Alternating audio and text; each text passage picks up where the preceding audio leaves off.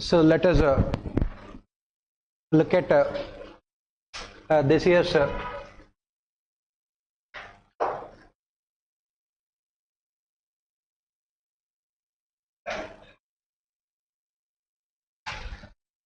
economic survey and budget.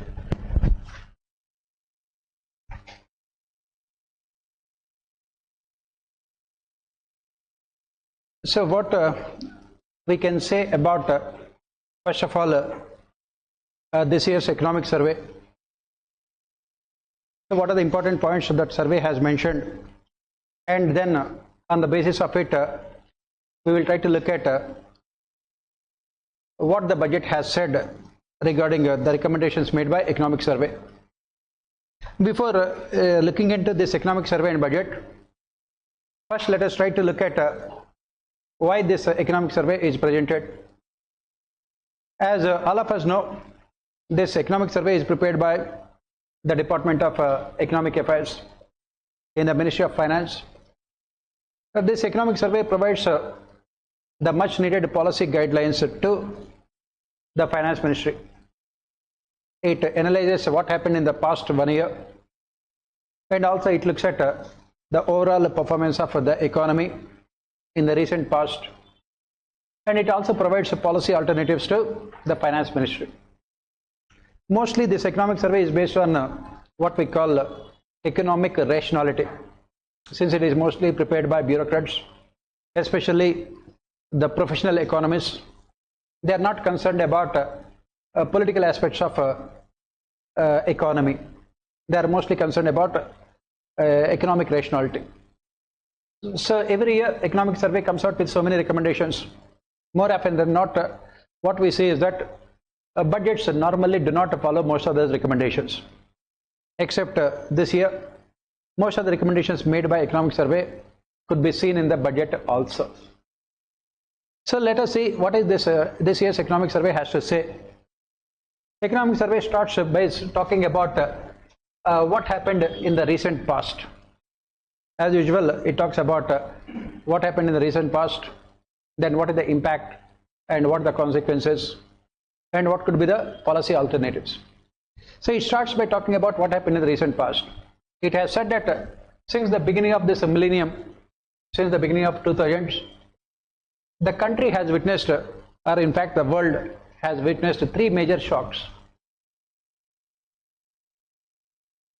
The world has witnessed 3 major shocks. And what the survey does is that it has went into the previous century also. It went into 20th century also. He started by saying that the 20th century has witnessed 2 major world wars, and then it has also witnessed major economic crisis in the form of the oil shock of 1970s, and then the Southeast Asian crisis. And in this millennium, the survey says that in the last 2 decades itself, the world has witnessed 3 major shocks. What the world has witnessed over a period of 100 years was seen only in the last 20 years. So what are the 3 major shocks it talks about? Of course, this corona crisis, what we call it as a once in a century crisis, a corona crisis, right? When the world was coming to terms with this corona crisis, the second major shock took place, that is Russia-Ukraine war. Because 21st century, this was a major event that had taken place. Because in the 21st century, we have not seen any what we call major conflicts which have turned themselves into wars also. Most of them are mostly regional conflicts. For example, India and Pakistan fought in Kargil, but it cannot be termed as a war. It is some kind of a conflict restricted to one particular region. But the full-scale war we are witnessing in Russia and Ukraine. This is what the survey says. And the third major shock is what the survey calls is the monetary policy measures taken by the countries. Monetary policy measures taken by countries around the world. Monetary policy measures taken by the countries around the world, immediately in the recent past, especially last 1 year. Monetary policy measures taken by the countries. So what are that we are talking about here? All these things, right? Before looking at all these three major shocks that we talk about, let us have a little bit of a conceptual clarity regarding economy, right? Whenever we talk about economic growth of any country, we say that it is determined by four important factors. The GDP of the country is more important by four important factors. You have the consumption expenditure, then the investment expenditure by the private sector, then government expenditure, and of course the external sector. External sector. In consumption expenditure, investment expenditure, then government expenditure, and the external sector. So this crisis has affected all these things. That is what economic survey says. For example, this private consumption expenditure has come down drastically after the corona crisis. We are not talking about only India, all over the world. It has come down. In India, this is much more severe for the simple reason that in India we have maximum number of people are daily wage earners, and they had lost their employment during the corona crisis. So it is a much more severe private consumption expenditure, right? Then investment expenditure, automatically, as we study again in economics, this investment is a byproduct of consumption expenditure. It is what is called derived demand. Investment demand is what we call derived demand. It is not a direct demand. It is derived demand. It is derived from consumption.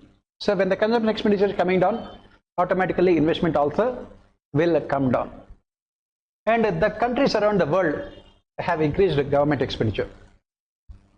They have opted for what Keynes call it as they have opted for expanding the scope of the government activity to make sure that their countries would not go into recession and depression. Countries, almost all the countries around the world have opted for this stimulus packages. Almost all the countries around the world. And of course, this external sector, the global trade has come down drastically. As economic survey says, in the coming financial year, the growth in the global trade will only be 1%, which is almost negligible. It was more than 3.5% some time back. It had come down to less than 1%. So that is what exactly happened to India also. So before looking at this corona crisis and everything, we must also look at what happened in the past before coming into corona crisis. That's what we said. We have to look at what happened in BC before corona, right? So that we can discuss about AD after the death of corona. Corona is yet to die, right? So what happened in BC in India? So almost till 2016-17, Indian economy was growing at 8% per annum. It was 8.1% at that point of time, the growth rate, which was really good.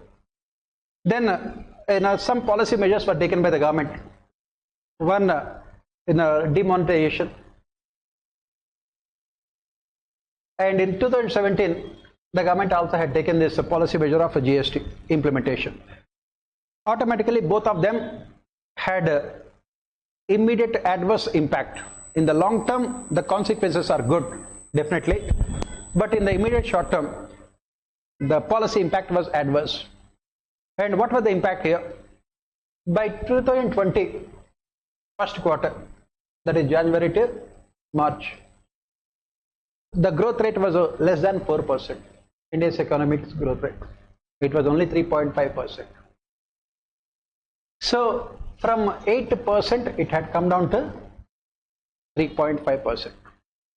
From 8% it has come down to 3.5%. That means Indian economy was already in this recession mode.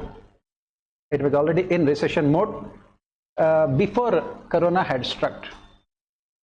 Before Corona had struck, it was already in recession mode, right? And then what were the other things that we can talk about it? It was already in the recession mode, and unemployment rate was also very high at that point of time. It was more than 9% unemployment rate. Unemployment rate was also very high. And this tax GDP ratio in India also was almost stagnant in spite of implementation of this GST. Even now also it is hovering around 18%. Tax GDP ratio, 17 to 18%. Right? And then if you make a comparison for other countries among India's contemporaries, tax GDP ratio in those countries is around 35%. It is around 35%. Whereas in India, in spite of implementation of this GST also, it is only hovering around this 35, 18%. Right? And then, as I said, another major issue is this unemployment rate also was very high. And the policy initiatives, the government had come out with so many policy initiatives. There is always a lag when it comes to visualizing or seeing the impact of policy initiatives. That is what economic survey says. It has said that of course, economic survey is highly biased document, so we have to be a little bit careful with what they say. It had spoken about the fact that the government has implemented this second generation of economic reforms between 2001 and 2003, and the lag can be seen later.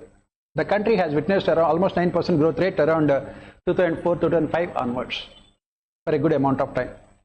So that is the reason why the survey also has pointed out that after 2014, the government had taken so many policy reforms, but impact was not seen because of the lag in implementation. On top of it, survey says that the economy was suffering from so many other weaknesses, like these problems related to financial sector. Problems related to financial sector. Especially these gross NPAs of public sector banks were almost more than 10% at that point of time. Gross NPAs of public sector banks. And on top of it, the country also suffered from twin balance sheet problem. The country also suffered from a twin balance sheet problem.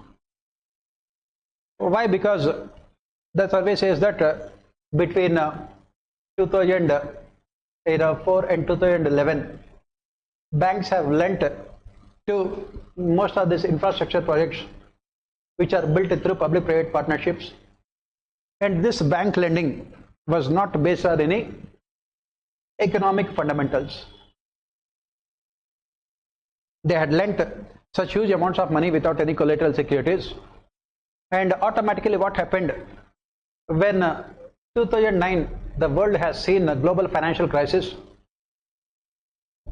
it had impacted Indian economy also later, because of which the demand had come down, especially infrastructure sector.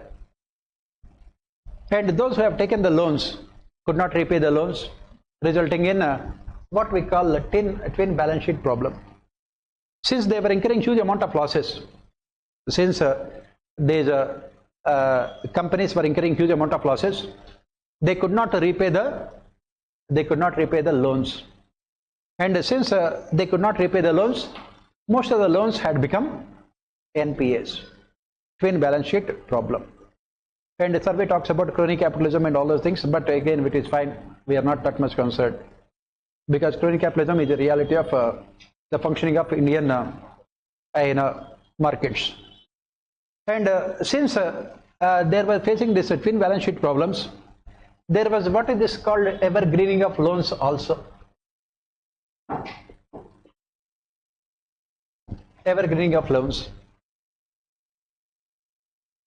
Evergreening of loans.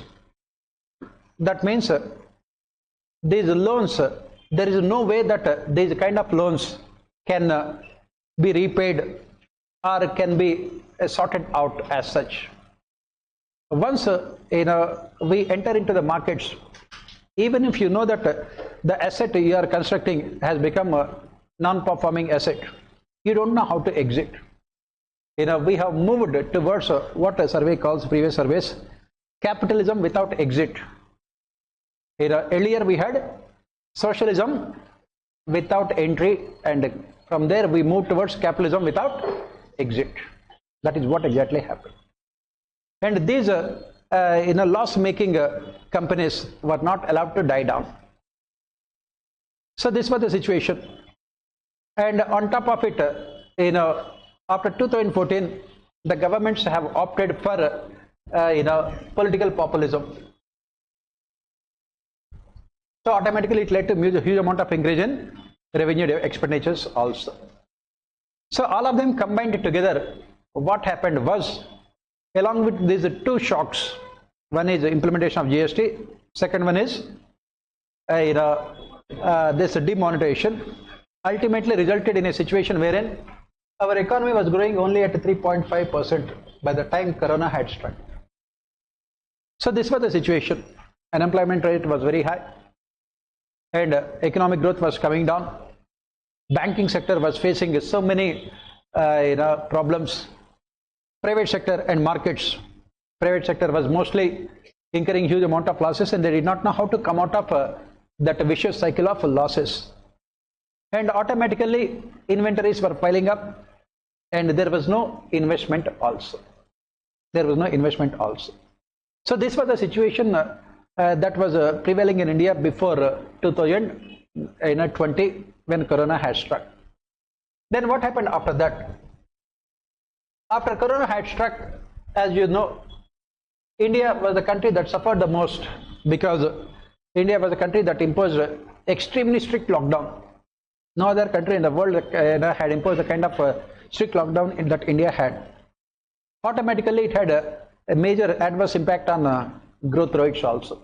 The first quarter growth rate during the period of lockdown was minus 24%. Minus 24%, the highest among all economies, emerging economies in the world.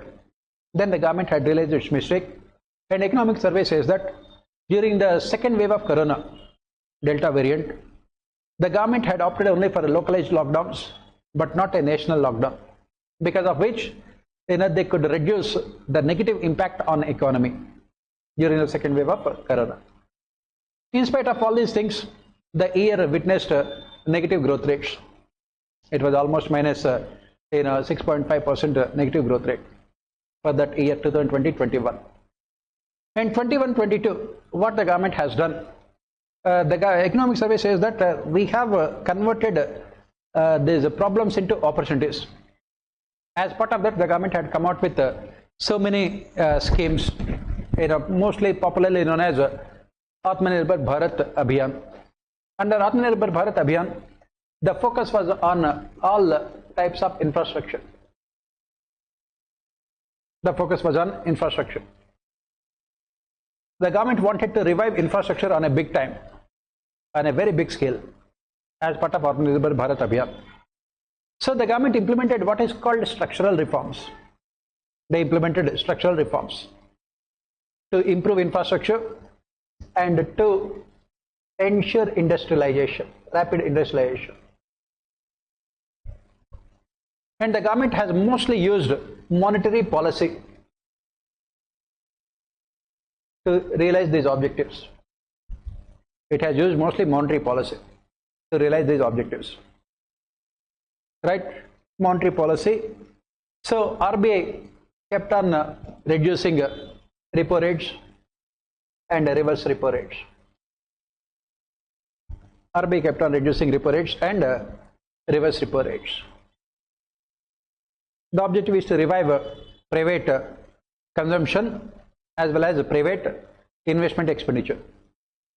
And the government could not use fiscal policy much.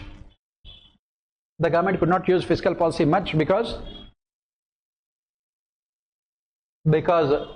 our fiscal deficit was very, very high even before Corona had struck. The fiscal deficit was very high. So the stimulus package was very, very less compared to other countries around the world. The stimulus package offered by the government to the citizens was very less compared to other countries around the world. For example, in a country like Japan, the stimulus package was almost 35% of their GDP. In USA, it was more than 25% of their GDP. Germany and UK, it was hovering around 25% of their GDP. Huge stimulus package to overcome the recession that would be caused by Corona crisis. They have taken what we call them as proactive measures. They said that let us take some proactive measures. Let us put money into the pockets of the people. Let us put money into the pockets of people. That is what Donald Trump has done. That is what most of the other countries also have done. They have borrowed heavily and used that money to put into the pockets of people, so that the purchasing power of people will not fall because of these lockdowns. So what they have forgotten here is that they are putting money into the pockets of people, which is very good. But where is the corresponding increase in supply of goods and services? Where is corresponding increase in supply of goods and services? Right? This is where the problem is. There is no corresponding increase in supply of goods and services. The installed capacity was fully utilized, and after that, a new production is not taking place. This is one problem here. There is no corresponding increase in supply of goods and services. On top of it, another major problem that the countries had faced, which they did not in previous times, was this supply side bottlenecks. Because supply side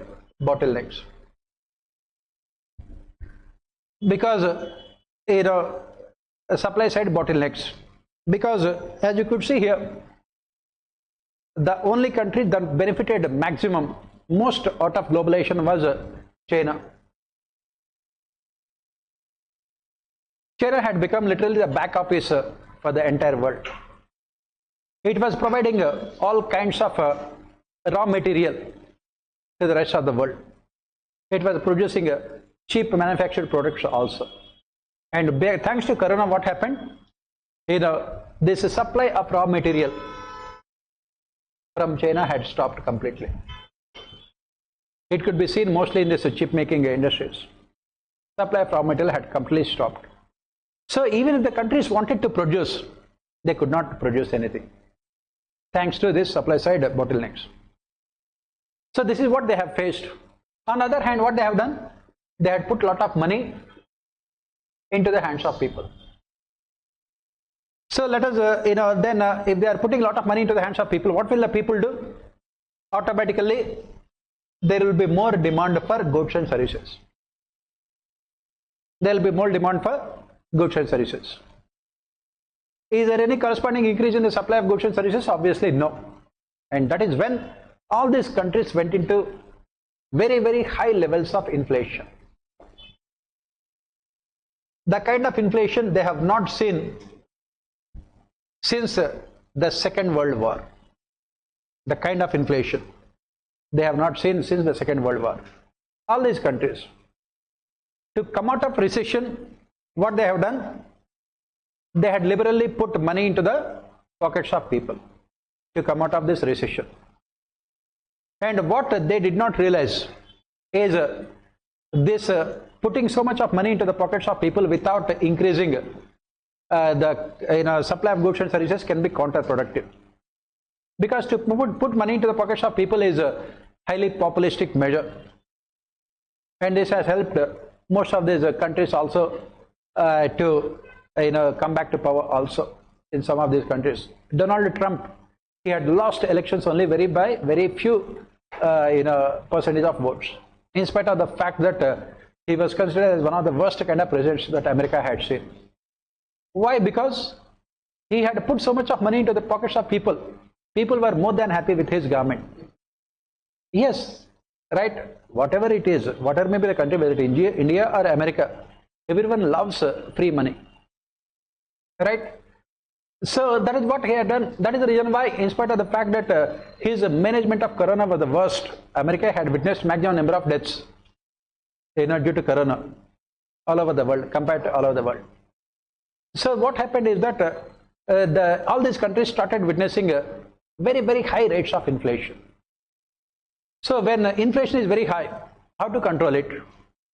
The only weapon in the hands of central banks around the world to control inflation is through increasing their interest rates. The only weapon, the only way they can control inflation is through increasing interest rates. So this is where something curious had taken place. Everything, you must remember, ultimately is interlinked. Everything is interlinked. So when America, Federal Reserve Bank had increased the interest rates, what happened then immediately? Right, there was what is called a flight of capital. Flight of capital. What do you mean by that? Right, normally what American investors would do, America is the richest country in the world, so they have so many investors. What they would do is that they would go to those countries where the interest rates are very high and put their money in those countries. They would put money in their stock markets, they would put money in their bond markets, equities, because they will get very good rate of return. Now what is happening? They are getting the same kind of return in their own country because the Federal Reserve has increased the interest rates. What did they do? They had taken away all their monies in those countries and started investing in their own country. Suddenly America had witnessed inflow of dollars, and it has led to what is called appreciation of dollar. Dollar has suddenly appreciated against all other countries, currencies in the world. As you can see here, there is so much of interlinkages. At the end of the day, what kind of interlinkages we simply even don't know also. One policy measure can have so many unanticipated consequences. So this flight of capital had led to strengthening of a dollar against rest of the currencies in the world. Almost every currency in the world depreciated against dollar, including Indian currency. Right, all those currencies depreciated. But still, the central banks kept on increasing the interest rates. They kept on increasing the interest rates. And what is the consequence of increasing this interest rates? Apart from strengthening of dollar, what are the other consequences? Other consequence is that it would automatically result in more inflation. It will result in more inflation. Why? When interest rates go up, automatically the cost of production will go up. Then cost of production will go up. When the cost of production goes up, prices will go up. Right now, so the countries, they are witnessing what is called cost push inflation. And earlier it was demand pull inflation. From demand pull inflation, they have moved towards cost push inflation. right? So hardening of these interest rates is pushing inflation to much higher levels. On top of it, as I said, this China for a long period of time has said that it has escaped corona, and suddenly China has witnessed this Omicron variant, leading to lakhs of cases, lakhs and millions of cases. So when China witnessed this kind of new Omicron variant, China had no option but to go for more lockdowns, right? In fact, in the entire period of corona, China was completely under lockdown only because they had this zero corona policy, because of which this supply side constraints are also there. Supply side constraints.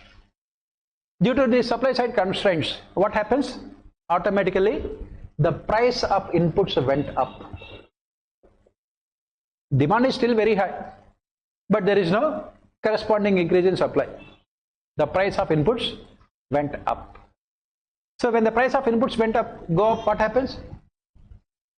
When the price of inputs go up, exactly, cost of production again went up. Cost of production again went up. We are talking about countries, all the countries around the world. We will come to India a little bit later. Cost of production again went up, right? Again, when the cost of production goes up, again prices will go up. When the prices go up again, what will the central banks do? They will further increase the interest rates. That is what exactly happened. That is what exactly happened. As if this is not enough, the icing on the cake is Russia-Ukraine war. As if these problems are not sufficient, Russia-Ukraine war. And this Russia-Ukraine war has further adversely impacted this supply chain. And the world was witnessing a very strange situation. What was the strange situation here? Due to corona, the demand had come down, so the prices of crude oil should be coming down. Everything depends on demand and supply. The prices of crude oil should be coming down. But on the other hand, what happened due to this Russia-Ukraine crisis? European countries and America, they have said that they would not allow any kind of exports from Russia, especially natural gas. And Europe receives 40% of its natural gas only from Russia. And also there is petroleum also, crude oil also, because outside the OPEC countries, Russia is the largest producer of crude oil also. Suddenly what happened? Energy prices all over the world went up. Energy prices all over the world went up. And these energy prices would ultimately determine inflation in the countries around the world. These energy prices would ultimately determine inflation, right? This is what we call structural inflation, core inflation. It has become again problematic for countries around the world. Energy prices went up. Europe has witnessed a severe energy crisis, especially in the winter. Severe energy crisis. Some of these European countries simply did not have the sufficient energy to satisfy the needs of their people. United Kingdom has witnessed the first kind of crisis that they have not seen even during the Second World War also. Right? Then what else has happened? So when all the countries are facing economic crisis, what is the immediate reaction of the countries when they are facing this kind of crisis?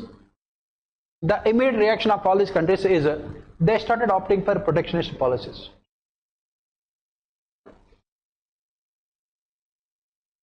See how fiscal policy is linked to monetary policy, which is ultimately linked to international trade also. Everything is what is called are mutually dependent. So when the countries when the countries were facing this crisis, the natural reaction of all these countries is they started closing down their borders. They started opting for protectionist policies. Most of these countries around the world started opting for protectionist policies, right? On their own, they started opting for protectionist policies because they wanted to protect their domestic industry. They did not want any cheap exports from other countries coming into their country, cheap imports. They have opted for protectionist policies. So when the protectionist policies, when they have opted, automatically what happens? The volume of global trade also comes down. The volume of global trade also comes down. As we study in economics, trade is an engine of growth. Trade is an engine of growth. When the trade is coming down, automatically growth also will come down. Under these circumstances, what the country should be doing ideally? What the country should be doing ideally? The countries must be removing controls and allow for more free trade. That is what rationality demands. As last year's economic survey pointed out, most of these economic theories are a failure, especially classical thinkers in economics. They are a failure because all of them are based on the assumption of rationality. Rationality of actors involved in the markets. But unfortunately, rationality is the last thing that we can expect from countries as well as people. Ideally, they should be opening up their borders. In reality, everyone has opted for protectionist policies. Everyone had opted for protectionist policies. So, as a policy measure, every country was opting for protectionist policies. On top of it, to add to that, this Russia-Ukraine war also has added to supply side bottlenecks. And Corona also has added more to supply side bottlenecks. So all three of them combined together, meant that the world went into recession. The dreaded R word. All three of them meant that the world went into recession. And as if this is not enough, the story is not ending here. Because when the bad news comes, when bad news comes,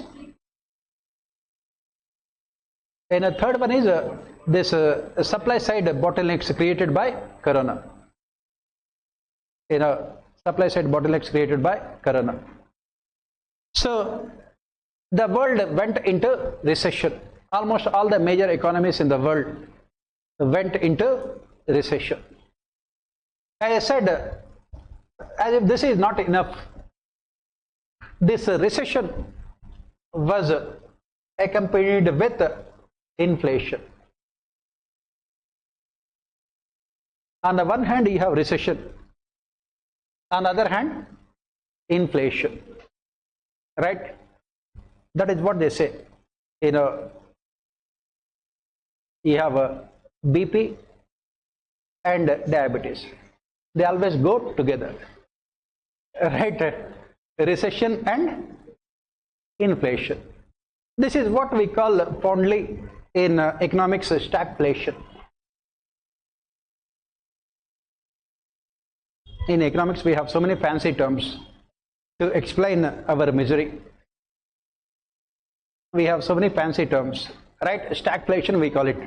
That means stagnation plus inflation. On the one hand, your economy is stagnating. In fact, it has not stagnated. It is only going down. Stagnation means at least it is there where it is. But they are going to recession and then inflation. And then inflation. So this is what world economy is experiencing. On top of it, there are so many other uncertainties. There are so many other uncertainties that the world economy is facing at this point of time. What are the uncertainties that economic survey also talks about? What are the uncertainties that the world economy is facing? We are not talking about India. We are only talking about world economy. What are the uncertainties? We don't know when this Russian-Ukraine war will end.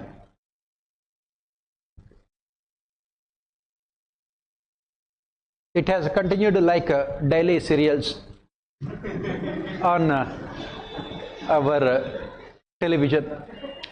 They will have 10,000 episodes, 20,000 episodes. Kyunki they have that, right? That is what it is. So there is no guarantee when this will end, Russia-Ukraine war. Second thing is that policy uncertainty. Policy uncertainty. What is the policy uncertainty? Initially, America and Europe, they were extremely adamant that they would not import anything from Russia. They wanted to make sure that Russia would be completely isolated economically so that they can adversely impact Russia's economic interests. And what happened? In the name of fighting Russia, they were very, very successful in injuring themselves. Extremely successful. Russia did not feel any kind of pinch of this economic blockade. They did not. They are more than happy to continue with their war with Ukraine. They are more than happy. And in the name of economic blockade, that is what we say in this age of globalization, these kind of ancient terms like economic blockade will not have any kind of relevance. Ultimately, who suffered the most? Europe. They don't have any natural gas to light up their houses, right? And that is the reason why, because of supply side bottlenecks created by these countries, energy prices again went up. And these energy prices went up even when there is no shortage in supply of this energy. It is a man-made crisis. Man-made crisis. So they thought that they would ensure economic blockade of Russia, and they would harm the economic interests of Russia. In their process, they were harming themselves only. And this policy certainty is continuing. These countries simply do not know. Europe and America. What America has said is that, don't worry, we will come to your rescue. Right? America has said that, we will use our interests in these Arab countries. And these Arab countries have been asked to divert some of their energy supplies to Europe. And what it happened? What was the outcome? Nothing was not done, but energy prices went up further because of the artificial scarcity. Because of the artificial scarcity, energy prices went further up, right? Because of this artificial scarcity, because America had asked some of its Arab friends to come to the rescue of European countries. Energy prices further went up. And when the energy prices get hardened, automatically it will result in more inflation. It will result in more inflation also. Right? And then, as I said, next uncertainty is regarding the monetary policy initiatives of central banks. Monetary policy initiatives of central bank. Almost all the central banks in Europe and North America, they are hell-bent on what we call controlling inflation. As we study, monetary policy can be effective only when inflation is because of what is called demand pull factors. It can be effective. But here the inflation initially was because of demand pull factors. Right now this it has transformed itself into supply side. Can the monetary policy be effective? Obviously not. Then what the central banks should do? They are caught between what is called devil and deep sea. If they increase the interest rates, it will add more to inflation. And if they keep the interest rates at the same level, it will again result in more inflation. What should they do? What should they do? Some time back we had our RBI governor, Subba Rao. He was former finance secretary and then later he was made RBI governor. India's inflation rate was very, very high. We are talking about 2012, 2013. It was because of the fact that the global crude prices went up to almost $140 per barrel. And he kept on increasing the repo rates and reverse repo rates. They went into almost double digits also. Still the inflation was not coming down. Then the media had asked, why are you increasing the repo rates and reverse repo rates, knowing fully well that it will not help you in reducing inflation? I had asked the media, please tell me, as a monetary policy instrument, do I have any other support? Do I have any other policy alternative to control inflation? What is the only policy alternative available with the head of a central bank to contain inflation? The only policy alternative available to them with them is increase the interest rates. So he kept on increasing the interest rates. It has added more to inflation also. It has added more to inflation, and that is what even all the central banks in the world right now are doing. They are all doing the same thing. Because do they have any other alternative? There is always a conflict, as we study in monetary policy, between inflation and growth. Conflict between inflation and growth. Inflation versus growth. And around 2010, 2011, almost all the world central banks in the world had come to an agreement that whenever this kind of conflict arises, the central bank should only focus on inflation, because the growth can be taken care of by the government through fiscal policies. Let the central banks focus only on controlling inflation. So that is the reason why right now almost all the central banks in the world, they are only focusing on controlling inflation, and the only instrument they have is interest rates. And this for how long they keep on increasing those interest rates? This is again another policy uncertainty. For how long, we don't know. Why? Because we don't know when the inflation will be coming down. On top of it, these countries, as I have mentioned, are witnessing the kind of inflation that they have not seen since the Second World War. Again, once in a generation kind of inflation. Please remember, in all the developing countries, the inflation is always very, very low levels. For example, in case of United States of America, if it is anything above 2%, immediately central bank will come into the picture. In the UK, the inflation is more than 10%, 5 times more than that is the permissible limit also. In some other countries like Turkey, it went up to 28%. So the central banks simply do not have any kind of what is called a leeway when it comes to determining their interest rates. And for how long can they increase? This is another policy uncertainty that we have now. Next policy uncertainty that we have at this point of time at the global level is related to this El Nino and La Nina. If you have read newspapers recently, the world has seen this El Nino in the last 3 years. La Nina, yeah, sorry, they have seen La Nina in the last 3 years, thanks to which the rainfall is good, and also especially the agricultural output is also good. And it is said that from this year onwards, we will be moving towards El Nino. And if this El Nino is there, as I said, it will be adding more ice to the cake. More ice to the cake. It becomes much more tastier. Because then we will see inflation in food also. High levels of inflation in food also. This is another global uncertainty that we are facing. Next, what are the other uncertainties that we are facing at the global level? Here, we still are not clear about China.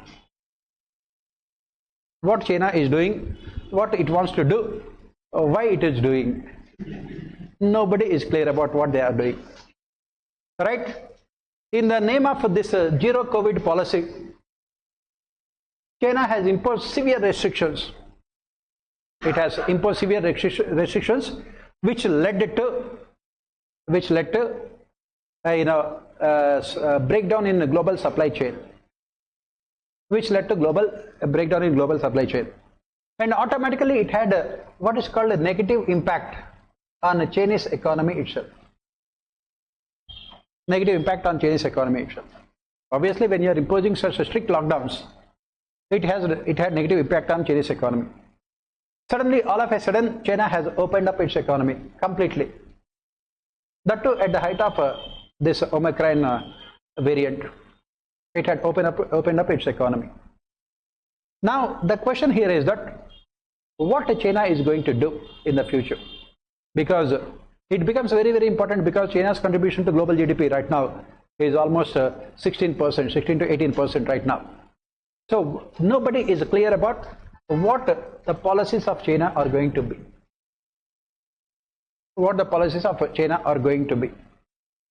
Right? This is another global uncertainty that we are facing. And then another major uncertainty is, as I said, dollar is getting strengthened, which is leading to depreciation of currencies around the world. That is what our finance minister also has said. Our currency is not depreciating, dollar is appreciating. Our currency is not depreciating, dollar is appreciating. If you are not getting good marks, it is not your problem. Other person has studied well and he is getting good marks. Right? It does not mean that you are getting bad marks. Right? But at the end of the day, it is depreciating means it is depreciating.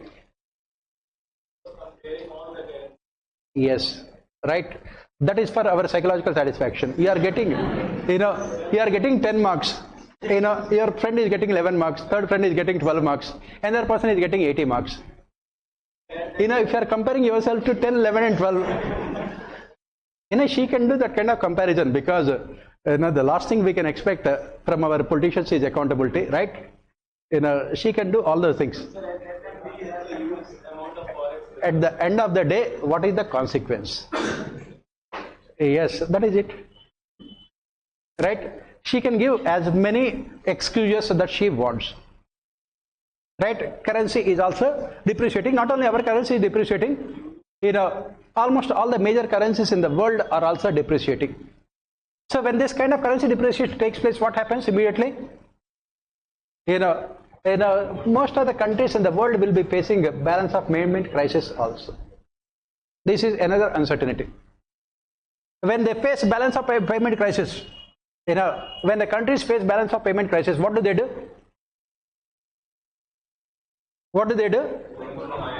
They would try to cut down their imports.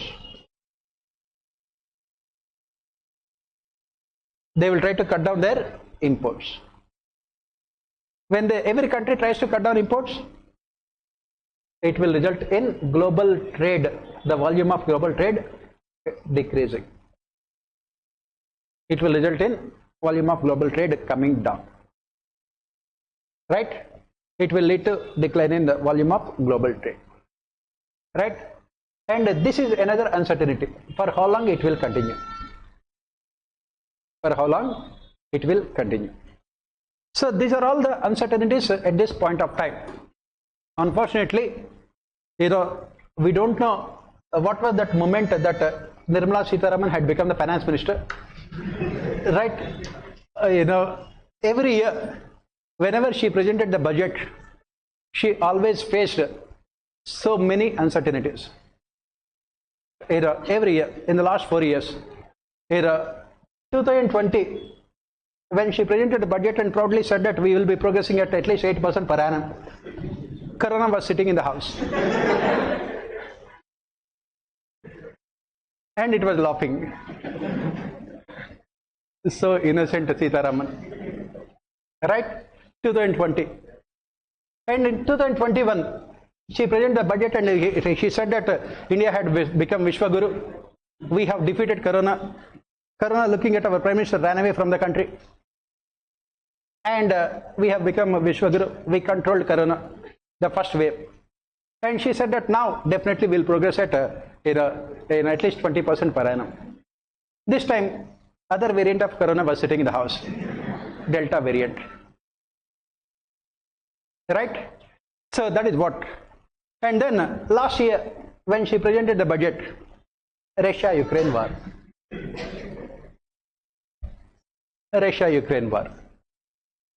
Russia, 24th February, Russia has said that they will start these war games. Mostly we play on computer, and Russia started playing them on in reality. Right? Russia-Ukraine war. And then in the middle of the year, again, almost all the world banks started increasing their interest rates. This year, when she presented the budget, all these problems combined together had come. Earlier, it was only individual problems. Now, all those problems combined together. So, under these circumstances, the budget was presented, and Economic Survey talks about all of them. And let us now look at the positives. Till now, we have only seen the negatives. Let us look at the positives of Indian economy. What Economic Survey says. What are the positives? What it says. It has said that in last year, India is one of the fastest growing economies in the world. For the current year, 22-23, we are expecting around 6.4% growth rate.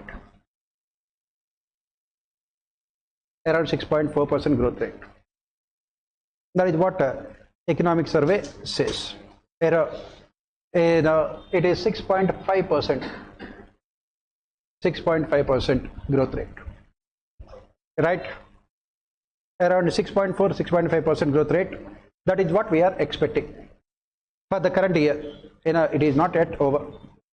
And for the coming financial year, the survey says that it can be anything between 6.2% to 7%. And if you take average, it will be around 6.5% growth rate. Around a 6.5% growth rate for the coming financial year. 23-24, around 6.5%, right? And then what Economic Survey says is that India is one country which is least affected by this Corona crisis. You have to believe all these things. You cannot laugh. Laughing means anti-national activities in section 124A. Right? So the survey says that India is one of those countries which has witnessed least amount of what you call obstacles after this Corona. Why does Economic Survey says this? Right?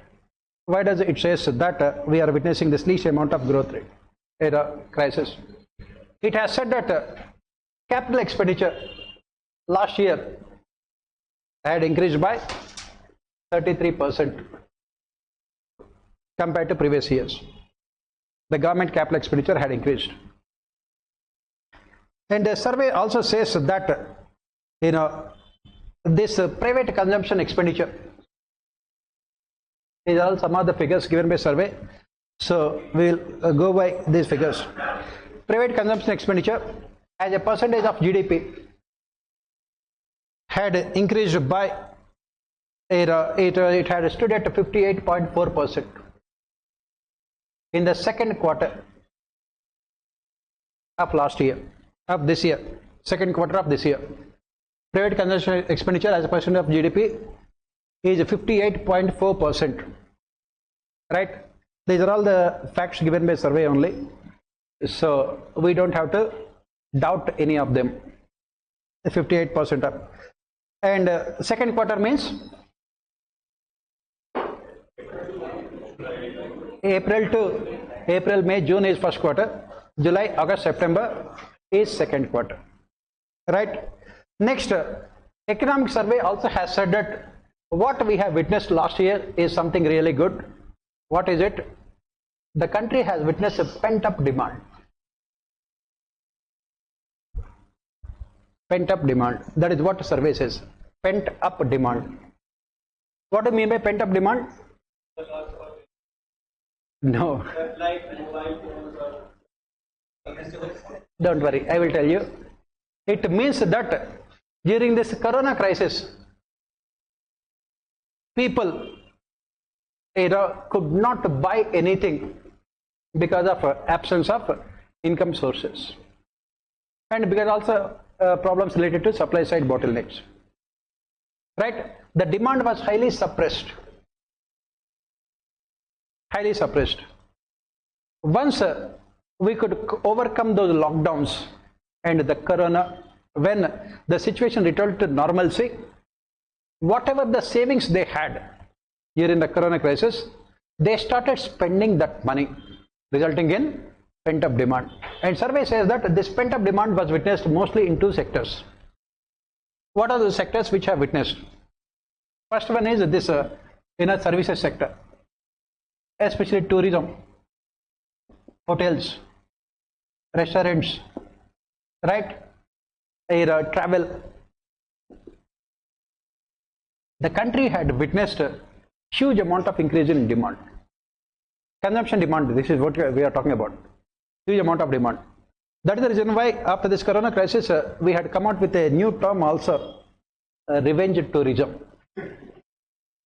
Revenge tourism means, for a long period of time, you have been forced to sit at home and you want to take revenge. You would not want to come back to home. That is the reason why you can see in Delhi International Airport, the queues are so long that the queues have extended from Delhi to Bombay also. Right? They were supposed to go to Delhi to Bombay by air, but the queues extended from Delhi to Bombay. And especially these hotels, restaurants, and other tourism places. You go to these places, any tourism spot in India had witnessed so much of tourist inflow that it led to earthquakes also. Right? Where? Yes, in Char Dham, where in Joshimath. Right? People, even the earth also could not tolerate so much of pressure. Right? So that is what happened all over the country. You could see in the last 1 year or so, all over the country, you go to any temple, small or big, witnessed millions and millions of people. For example, the temple in Andhra Pradesh, Tirumala temple, the income of the god has gone up to, the kind of a boom even he could never imagine in his dreams. God, on an average before Corona BC, his income was around 1 crore rupees per day. During Corona, it had come down to 1 rupee per day. And there was a serious situation that he might become below poverty line god. Right? And suddenly, what we have witnessed was huge amount of increase. Today, nowadays, on an average, he is getting 7 crores per day. You can imagine. Why? Because everyone is going to temples. Everyone is going to temples. Everyone is going for movies. Otherwise, stupid movie like Pathan. Getting 1,000 crores. What nonsense is this? Right? Because people, they had to go out. They had to go out. And even This women's cricket match between India and Australia had witnessed 40,000 crowd. Women's cricket match. The people of India are giving a different kind of meaning to the word boom, right? In economic cycle. That is what economic survey says. Huge amount of increase in these service related activities which were most affected during Corona. Second boom that was witnessed was in the housing sector. Survey says that we have seen huge amount of boom in the housing sector. Huge amount of boom in the housing sector. Right? And what is the consequence of the boom in the housing sector? The consequence is that suddenly employment also went up. Employment also went up, especially construction workers. Construction workers. Employment also went up. That is what the survey points out. It says that these are all some of the things, positives that we have witnessed. And then survey also says that before all these things took place, the country also had witnessed huge amount of increase in our exports also before these things took place. That is before 2021. Before 2022, the country also had witnessed huge amount of increase in the volume of our exports. Our exports have crossed $400 billion also. Our exports had crossed $400 billion also. Exports have witnessed a huge amount of increase. Why? Because India was mostly exporting this service sector. And there was huge demand for these things in foreign countries. So, thanks to increase in our exports, and the service sector also started performing really well. And then what else survey says, economic survey says? What are the other good things that we have? As I said, survey says that urban unemployment also has come down. Unemployment also had come down from a high of more than 9.2%. Now it had come down to, I think, 7%, I think, 7.8%, right? It had come down to 7.8%. That is what survey says, right? Next good thing that happened to India was, India also had witnessed inflation. Last year the country also had witnessed inflation, but India was successful in controlling inflation compared to other countries. The survey says that India was highly successful in controlling inflation. This is another good thing that happened to India, right? India was highly successful in controlling inflation. Yeah. Yes, why Indian economy is resilient, we can use all this information, definitely, right? Because that is the reason why survey presents all this information for you to write only in the answers. Does not mean that everything happened in reality, right? You can write all of them. Definitely you can write, right? Because all these statistics are given by economic survey, most authentic facts, right? So you can take. Another major development that had taken place according to economic survey was this gross NPS of public sector banks had come down to less than 5%. They had come down to 5%. Gross NPS. Gross NPS of public sector banks had come down to 5%. Right? It is because of various reasons.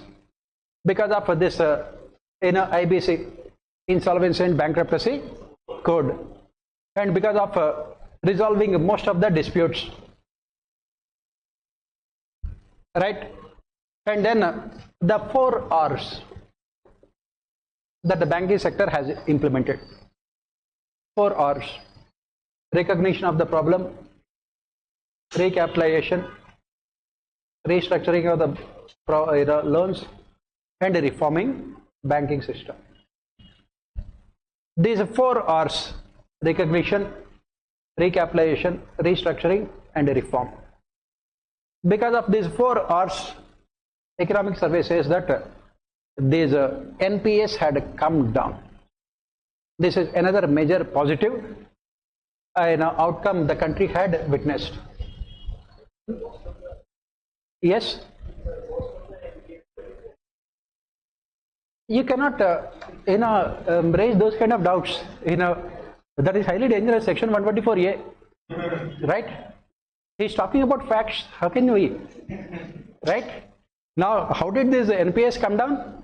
The government had written off 10 lakh crores.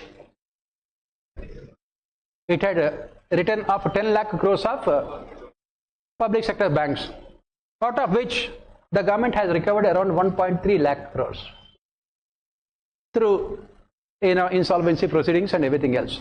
What about remaining 8.7 lakh crores? If you ask section 124A, right? So this is how gross NPAs have come down. But don't write all these things, right? You say that thanks to the efficient management of the financial system by the finance ministry combined with RBI and these innovative measures like IBC and also dispute resolution mechanisms, gross NPAs of the public sector banks had come down. And survey also says that most of the public sector banks now are earning profits. They are also earning profits. This is what the survey says. Next, another major advantage for India is thanks to this implementation of PM Gati Shakti, the infrastructure in the country also has improved. That is what survey says. Infrastructure also has improved thanks to the implementation of this PM Gati Shakti, along with National Monetization Pipeline, NMP, right? So infrastructure also in the country has improved. And of course, last year the government has allocated huge amount of money for capital expenditure in the last year's budget. This also improved our infrastructure, right? This is what economic survey says. These are all the major strengths. And of course, how can we forget agriculture sector? Agriculture sector also witnessed significant growth rates. Thanks to very good monsoon, agriculture sector also witnessed significant growth rates. Thanks to there's a very good monsoon in the last 3 years. Agriculture sector also witnessed significant growth rates. And then the survey also says that the tax revenues of the government also have improved significantly. Tax revenues of the government also have improved significantly. Why? Because of the implementation of GST. For example, when GST was introduced, 70 lakh people have enrolled themselves for GST.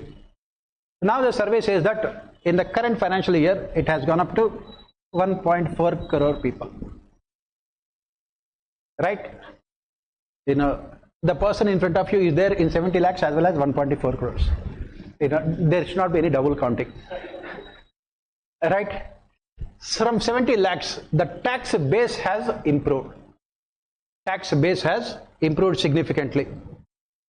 That is the reason why the survey says that in spite of many concessions given in GST, the tax revenues have improved. Last year, in the current financial year, average amount of GST collected by the government per month, it was almost around 1.5 lakh crores. 1.5 lakh crores, which has vastly improved. Next, economic survey also says that the state governments, next thing it says is that the state governments are also spending significant amount of money on their capital expenditure. significant money on their capital expenditure. Next, it says that thanks to these schemes like PLI scheme, production linked incentives, there is a revival of both large scale industries as well as MSMEs. PLI scheme, there is a revival of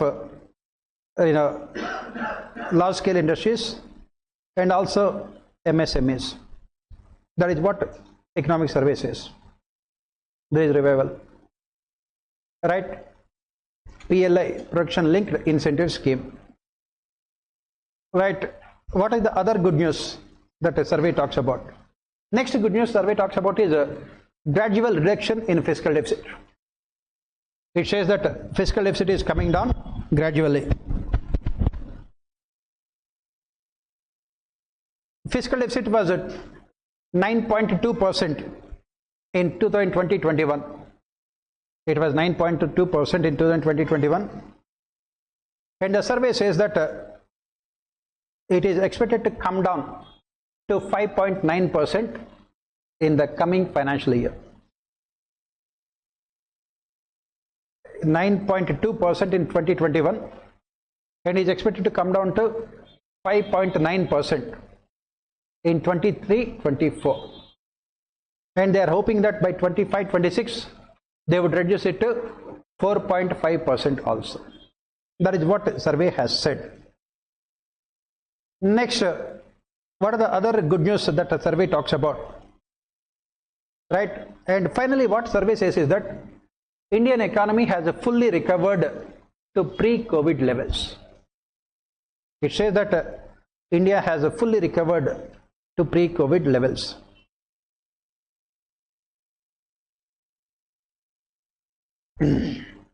And of course, what are the other good news that we can talk about? Next one is regarding the performance of our stock markets.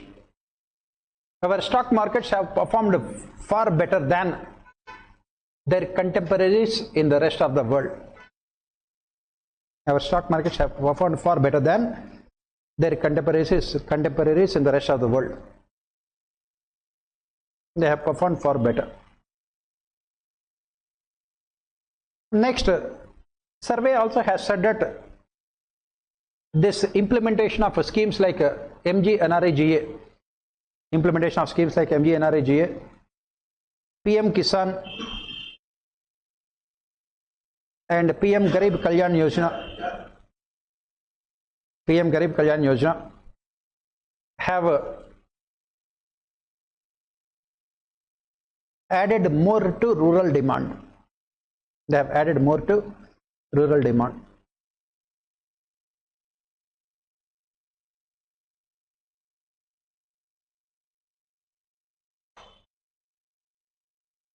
And credit growth to MSMEs,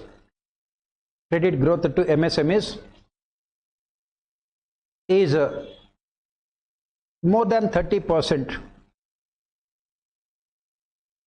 between January and November 2022. Credit growth to MSMEs is more than 30% between January and November 2022 because of this ECLGS scheme, Emergency Credit Linked Guarantee Scheme. It led to recovery of MSMEs.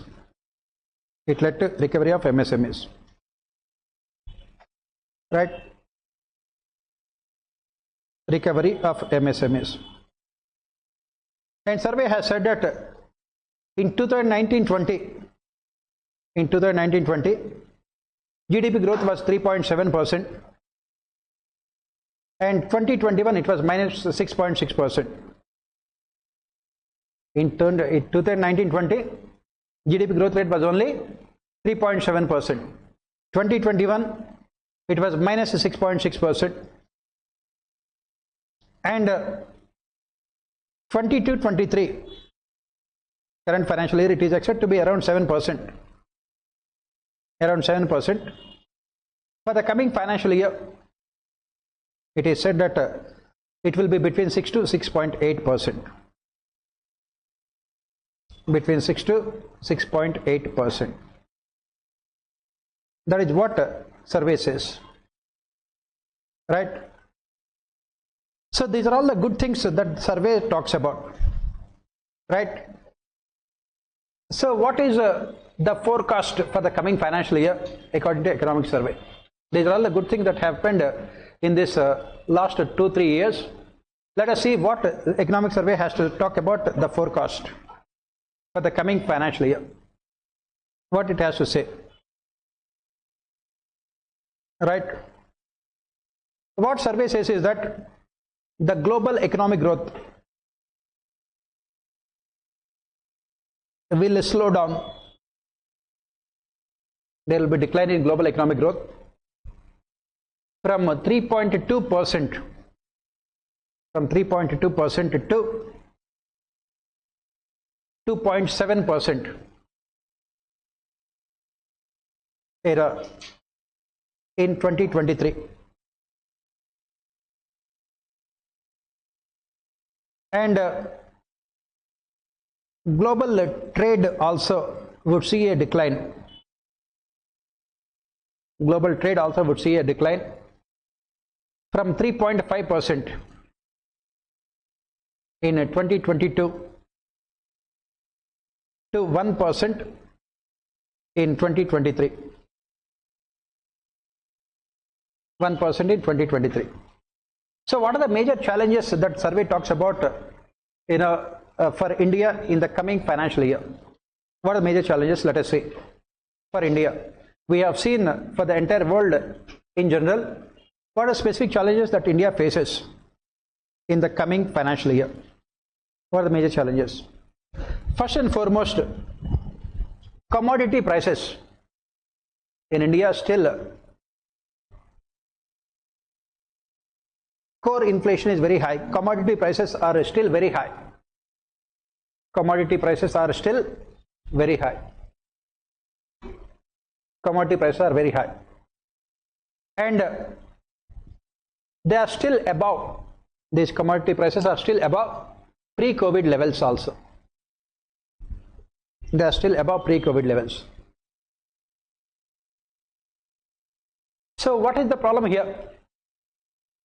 Right now, India is in a catch-22 situation.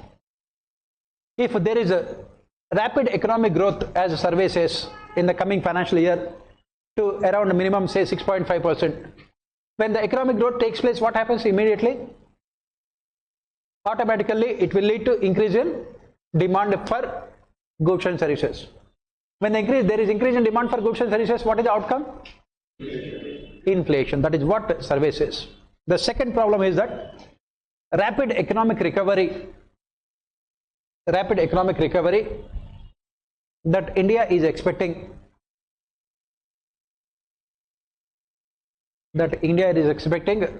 can add more to inflationary concerns. It can add more to inflationary concerns. This is what survey says. And then on top of it, the global crude prices are also not coming down. Global crude prices are also not coming down. Global crude prices. And if a Chinese economy also recovers, that is what the survey says, if a Chinese economy also recovers, then what happens? The energy prices will further go up. Energy prices will further go up. Energy prices means both crude oil as well as natural gas. Energy prices will further go up. So what happens if the energy prices further go up?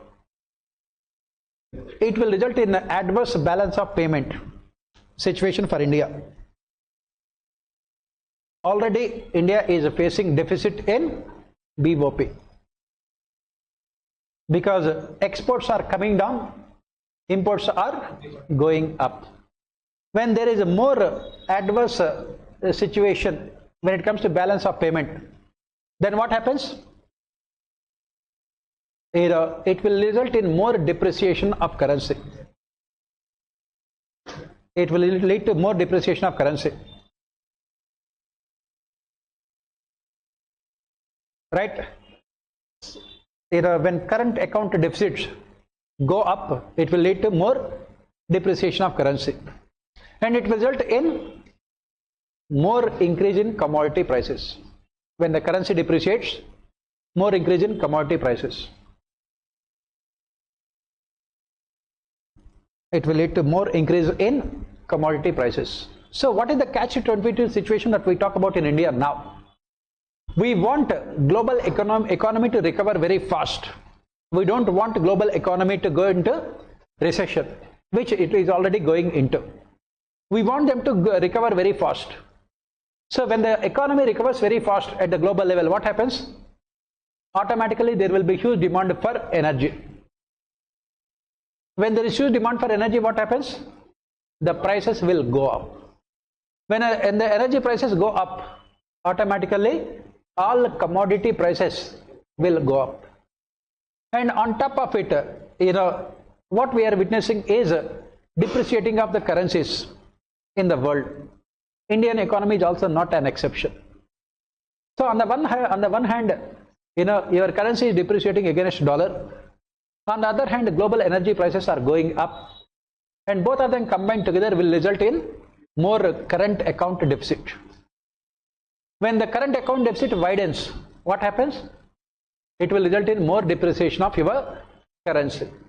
And when there is more depreciation of your currency, again commodity prices will go up.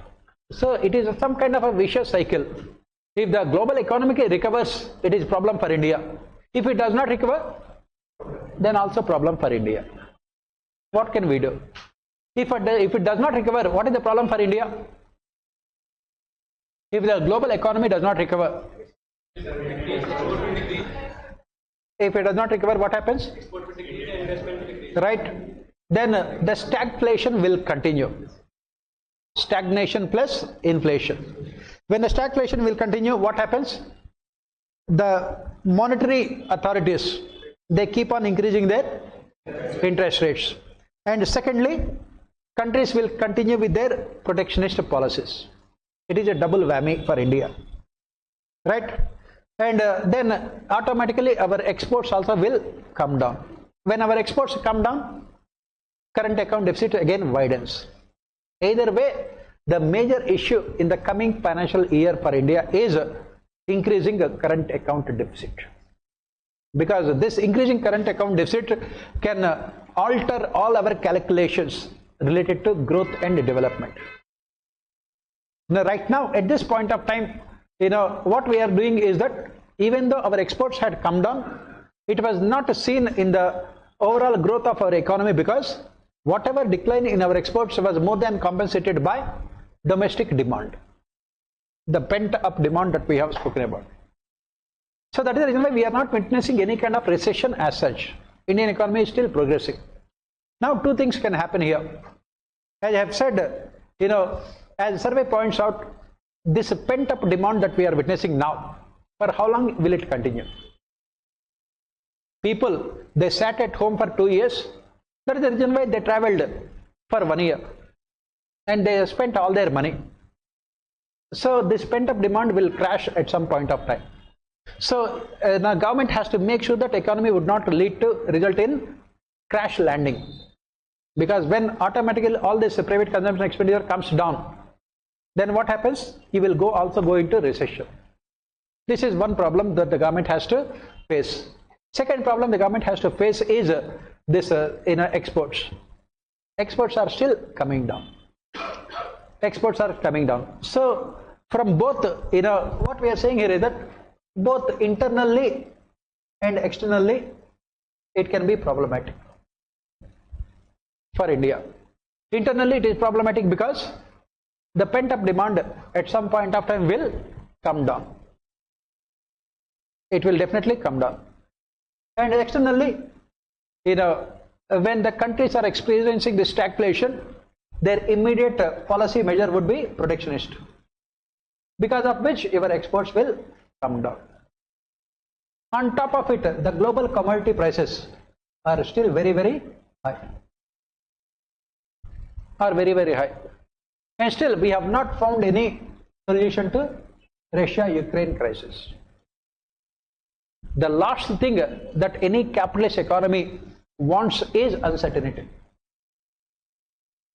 And that is what exactly right now it is. Uncertainty. And then we still do not know what is China's recovery.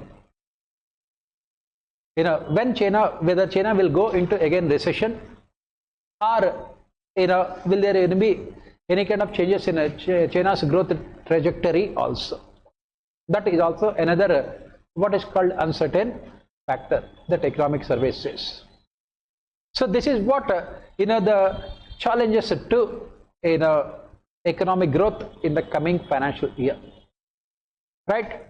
So there are many things which are beyond the scope of the government. It is not like banning a BBC documentary and people will not see it. Right? Right? There are many things which are beyond. And one more challenge was added. As I said, whenever Nirmala Sitharaman presents a budget, automatically some kind of event has to take place. She has so much of affinity to so many events. As I said, 2020, Corona. 2021, second wave. 2022, Russia-Ukraine crisis. And 2023, Adani melted down. Right? And unfortunately, economic survey could not predict Adani melted down. Right? This economic survey was written before Hindenburg report. This is another policy uncertainty.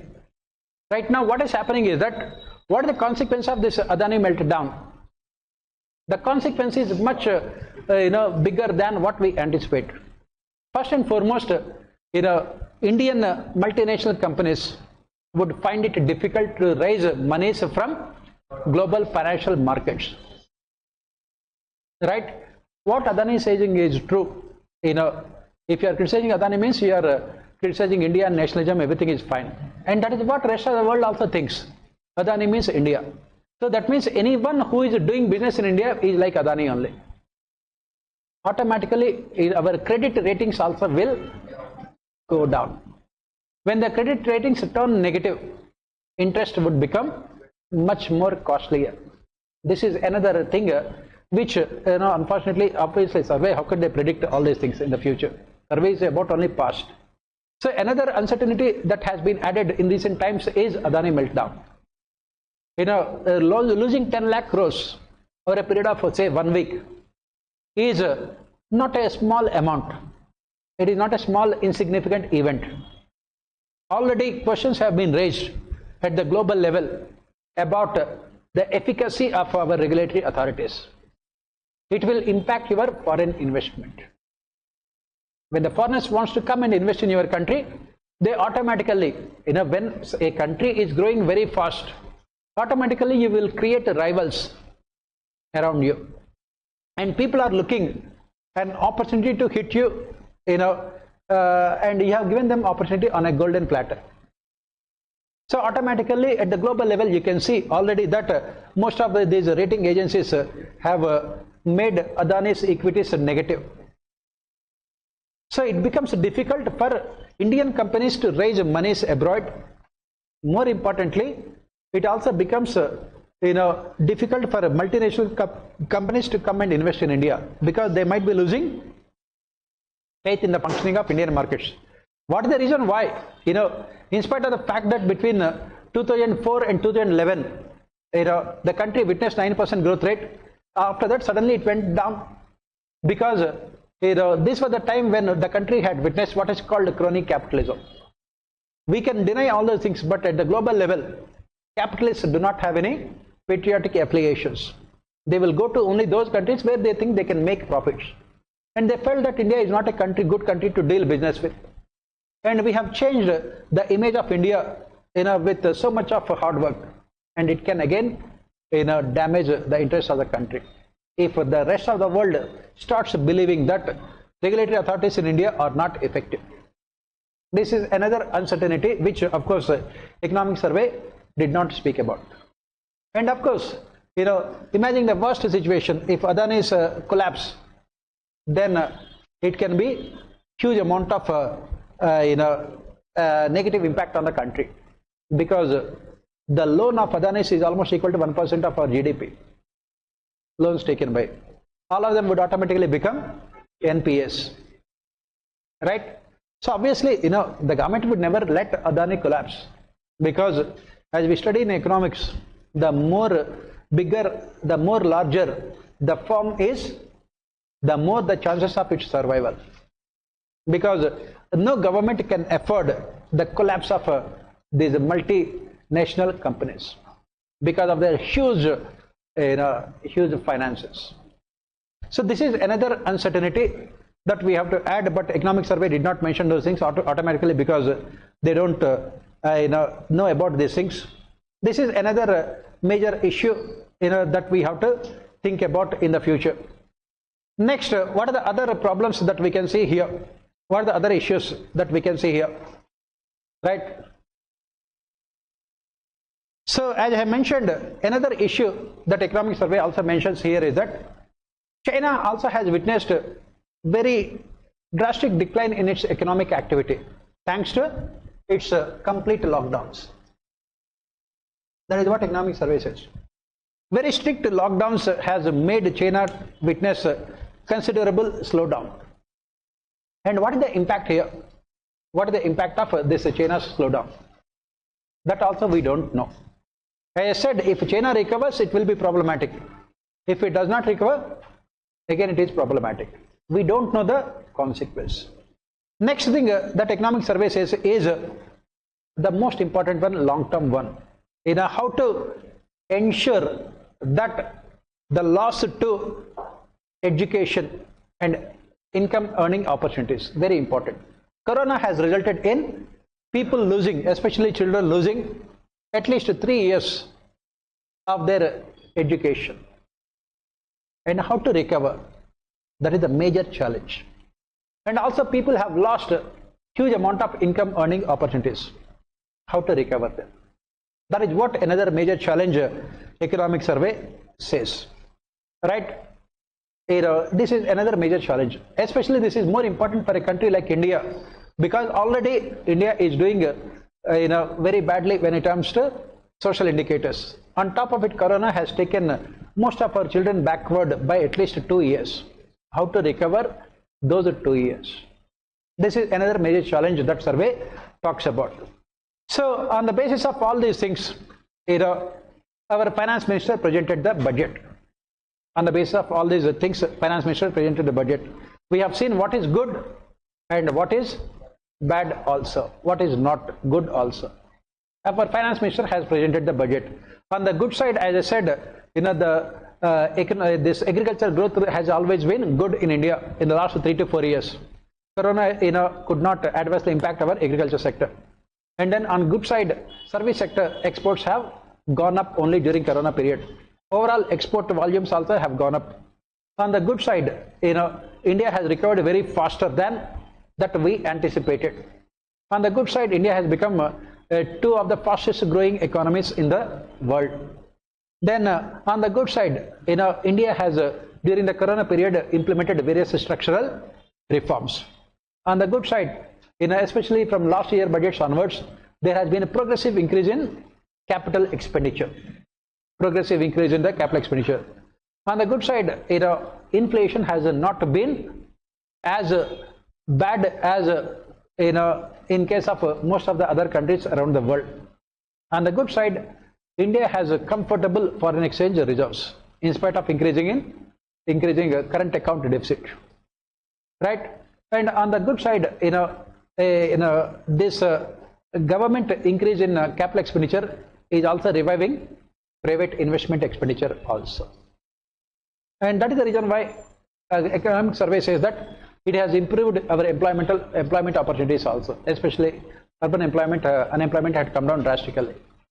On the other hand, as I said, the challenges are all the ones which we have mentioned. There is so much of uncertainty even now at the global level, and over which we simply do not have any kind of control.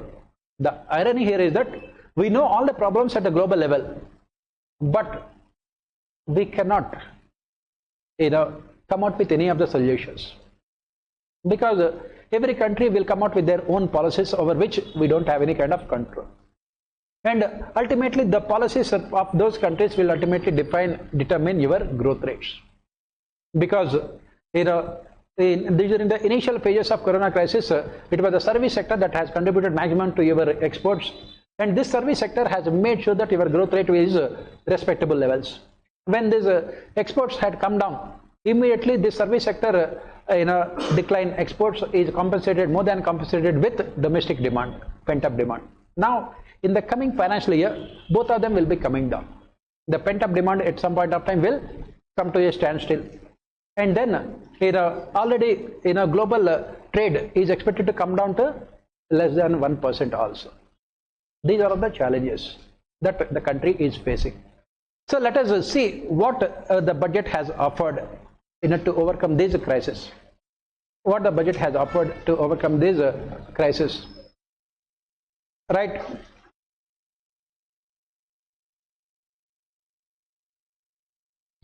What the budget has offered. So our finance minister, she has come out with 7 priorities in the budget. She had come out with 7 priorities in the budget. And she called them as Saptarshi. Have you heard about this Saptarshi? Who are they? The 7 sages that Hindu religion believes in.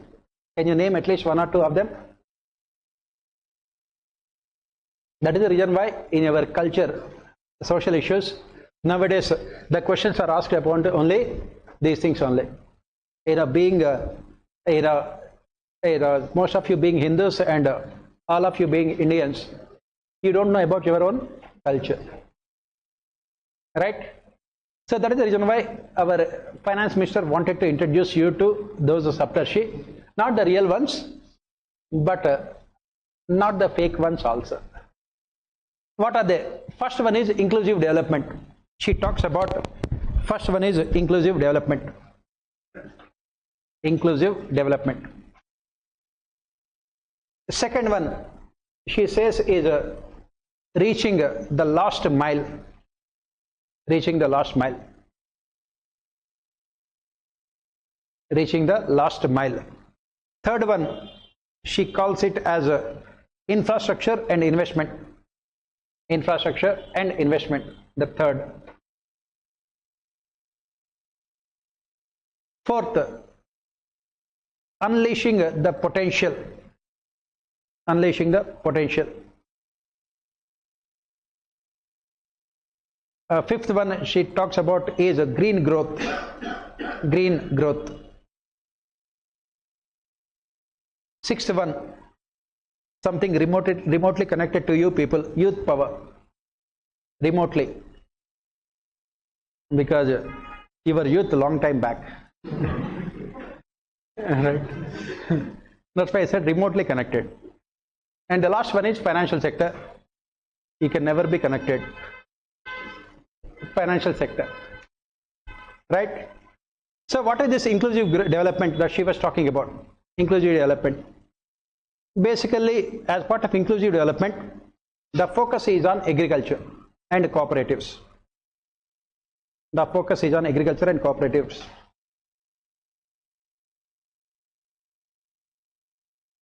And what the government will be doing as part of this?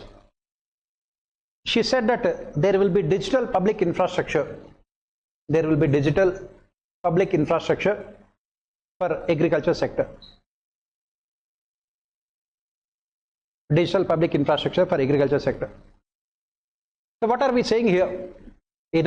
One of the major, as you study in your topic on agriculture in Indian economy, one of the major problems for our agriculture sector is the extension services. Extension services are very, very bad. What do you mean by extension services? The services that the government is expected to provide to the farmers related to the quality of the soil, the crops to be sown, and also when the crops are to be sown, the amount of fertilizers and other chemicals to be used, and the transportation, communication, storage, These are all the extension services. So our finance minister has said that these extension services can be made much more effective through this digital public infrastructure. Digital public infrastructure will help in extension services. Next, another major reform she was introducing was Agriculture Accelerator Fund. Agriculture Accelerator Fund. What is this Agriculture Accelerator Fund? As we study in again agriculture topic in our Indian economy, what we say is that, as MS Swaminathan has always dreamt of, he said that agriculture also should become like a industry. Agriculture should become like industry. That is part of a second green revolution or evergreen revolution that he talks about. Agriculture should become like industry. And what is one of the important features of industry? In industry, there is a lot of scope for innovation, creativity, and that is the reason why she said that this Agriculture Accelerator Fund will encourage agri startups in agriculture sector. Startups in agriculture sector by young entrepreneurs. Startups in agriculture sector by young entrepreneurs. Right? This is a second major reform that she said that she would be implementing in the budget. Next major reform she said was public-private partnership in agriculture also.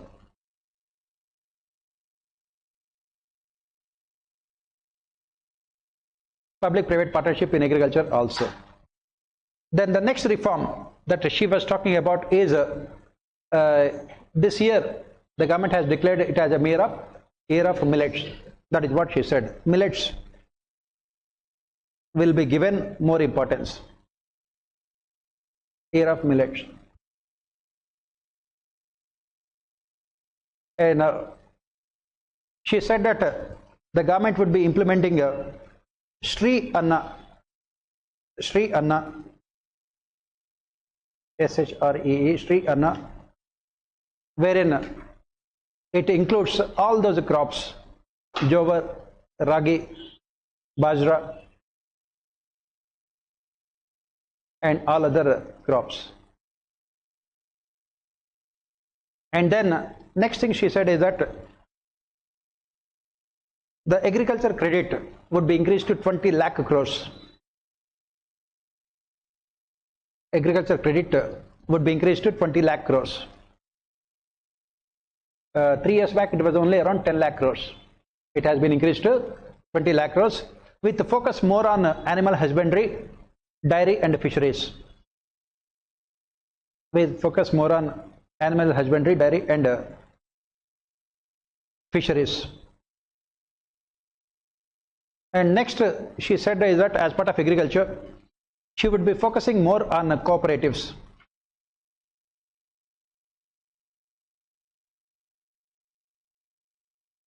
Cooperatives. She said that the government has computerized 63,000 primary agricultural credit societies. It has computerized 63,000. The government has computerized 63,000 primary agricultural credit societies. Right? This is a part of agriculture and inclusive development. Inclusive development also includes education and health. It also includes education and health.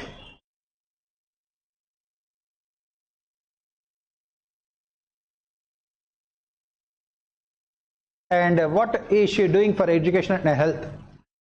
She said that health expenditure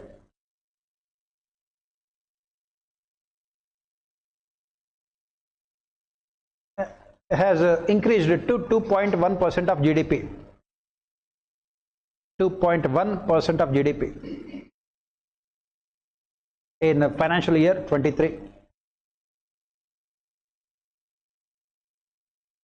And then and the government will also set up 157 new nursing colleges.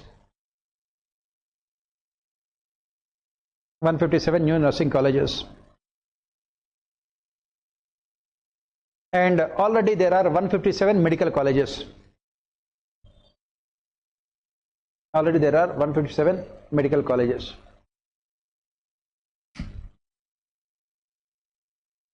And the government also will focus on improving the skills of teachers, teacher training, not the person in front of you. Right? Right. Will improve because there are some people beyond training who cannot be reformed. Right? This is what the first one, inclusive growth. Second one is reaching the last mile. Second one is reaching last mile. Reaching last mile. So what the government will be doing as part of this reaching last mile? She said that aspirational district program, aspirational district program, aspirational district program. All these questions were asked, please remember, in your GS papers. Aspirational district program has been extended to, it has been extended to aspirational blocks program. Aspirational blocks program. And the government has identified 500 blocks. 500 blocks. And what the government will be doing in those 500 blocks? Blocking everything? No. The government will be providing, focusing on health, education, nutrition, agriculture, water resources, financial inclusion, and so on.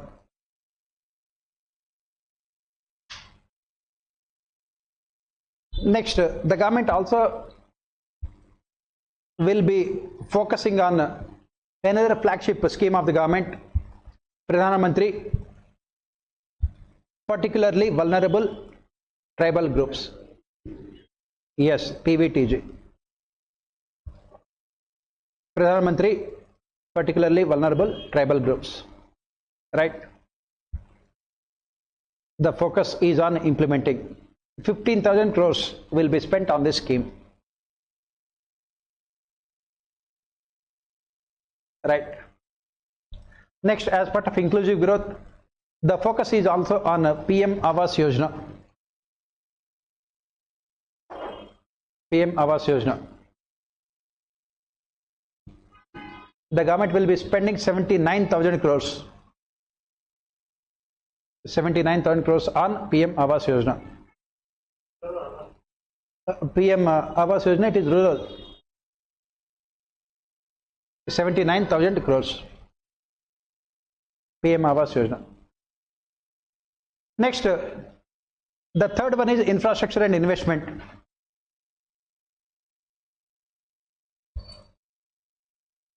So what, the multiplier impact of infrastructure and investment is almost 3%, 2.95%. That is what we write. Multiplier impact of infrastructure and investment is 2.95%, whereas if the same amount of money is spent on consumption, its impact is only 0.9%. 0.9%. What are we saying? If the government is spending 100 rupees on infrastructure, it would lead to 300 rupees increase in your GDP. On the other hand, if the same 100 rupees spent on consumption expenditure on subsidies, it would result only in 90 rupees increase in your GDP. That is what she said.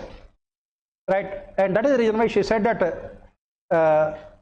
for third year in row,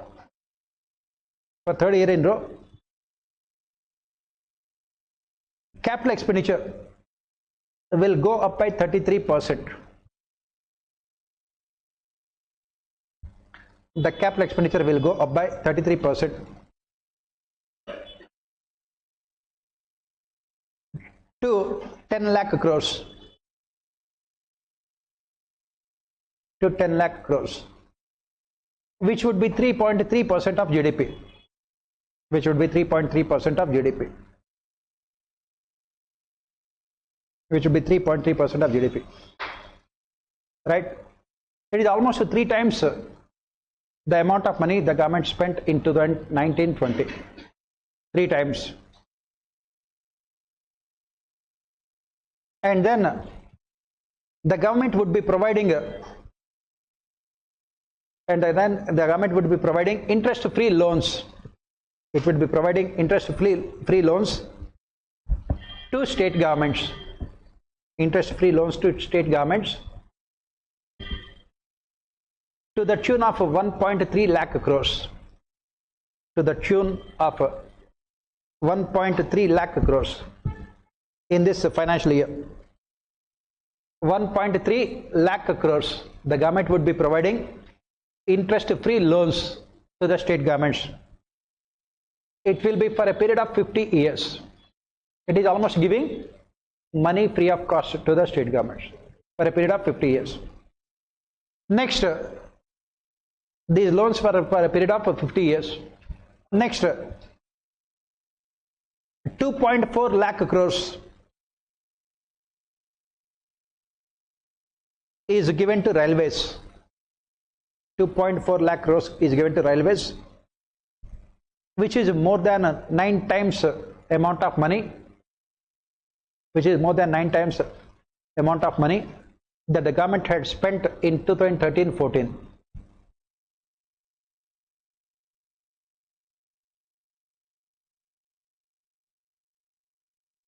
Right? Then the government also will set up Urban Infrastructure Development Fund. The government will also set up Urban Infrastructure Development Fund. Urban Infrastructure Development Fund to create urban infrastructure in Tier 2 and Tier 3 cities. To create urban infrastructure in Tier 2 and Tier 3 cities.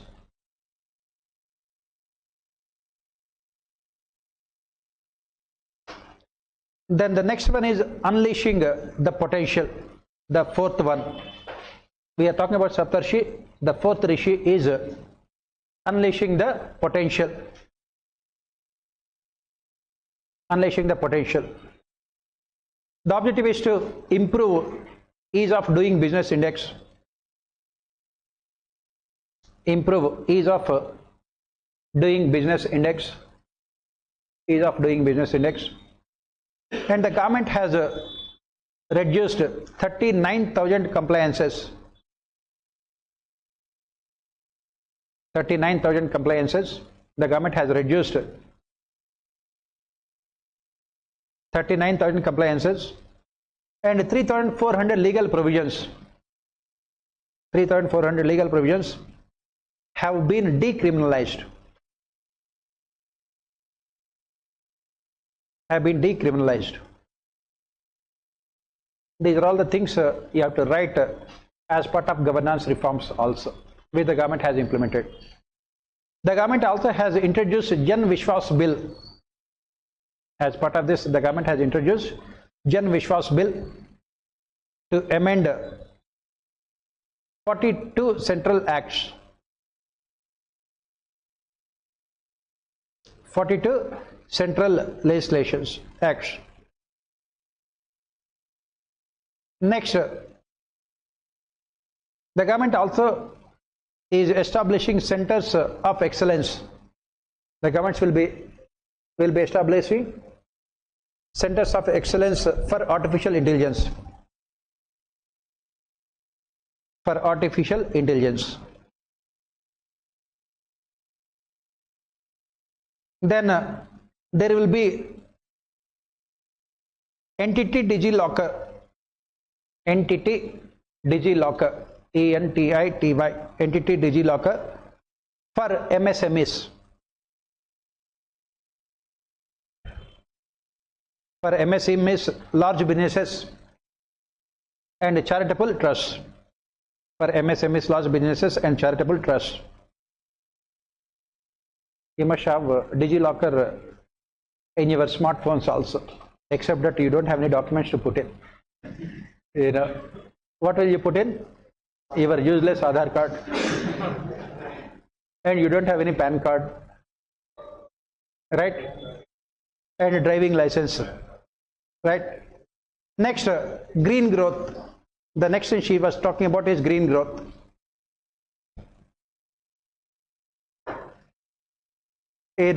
She said that more emphasis will be given to life. What is this? Life? Yes, lifestyle for environment. Lifestyle for environment. And as part of this, net zero carbon emissions by 2070. Net zero carbon emissions by 2070. I hope till 2070, Narendra Modi would be our Prime Minister only. Right? Why? Why can't we dream? Right? Then, National Green Hydrogen Mission was launched. These are all very, very important for your films. Please remember, all of them are very, very important for your films. National Green Hydrogen Mission was launched with an outlay of 19,700 crores.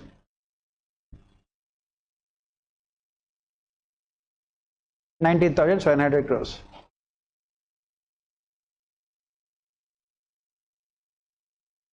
Then she said that a new scheme called GoBardhan scheme. All of them are potential prelims questions. GoBardhan scheme. What is this GoBardhan scheme?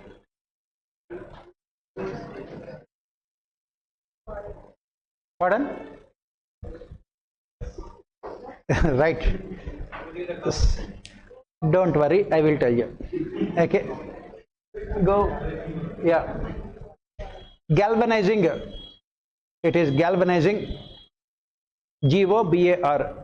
So we are finding acronym for GOBAR.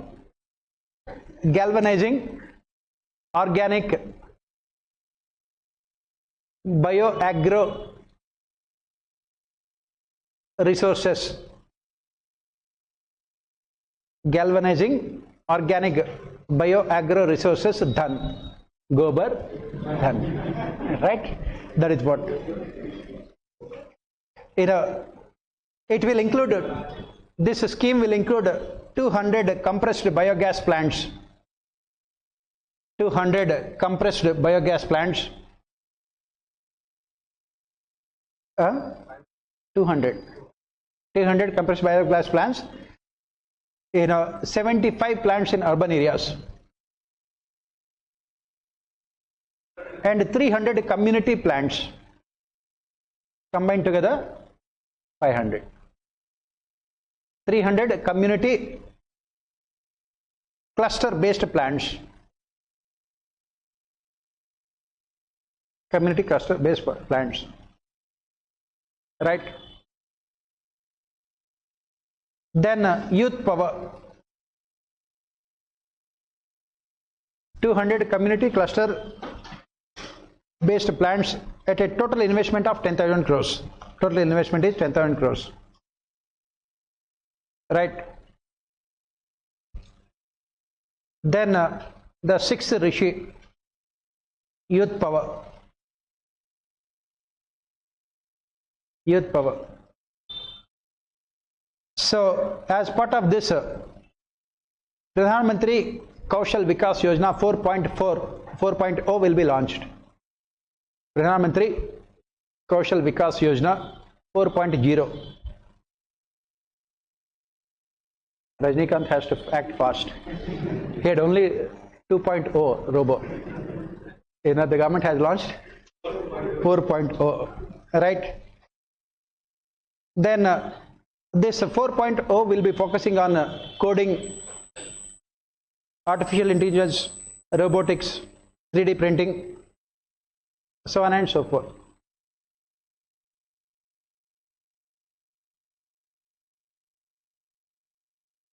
And she said that there will be Unity Mall.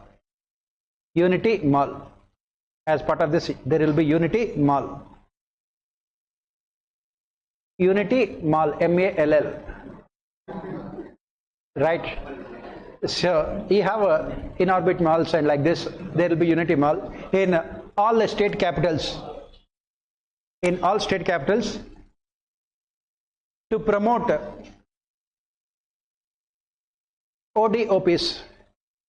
ODOP means one district, one product programs. Right. This is for youth power. It seems youth has no power. Right. Next, the last rishi is financial sector. The last rishi is a financial sector.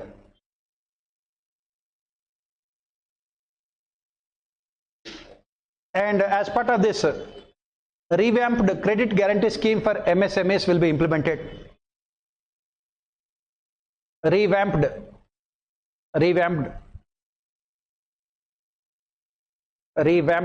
credit guarantee scheme for MSMEs.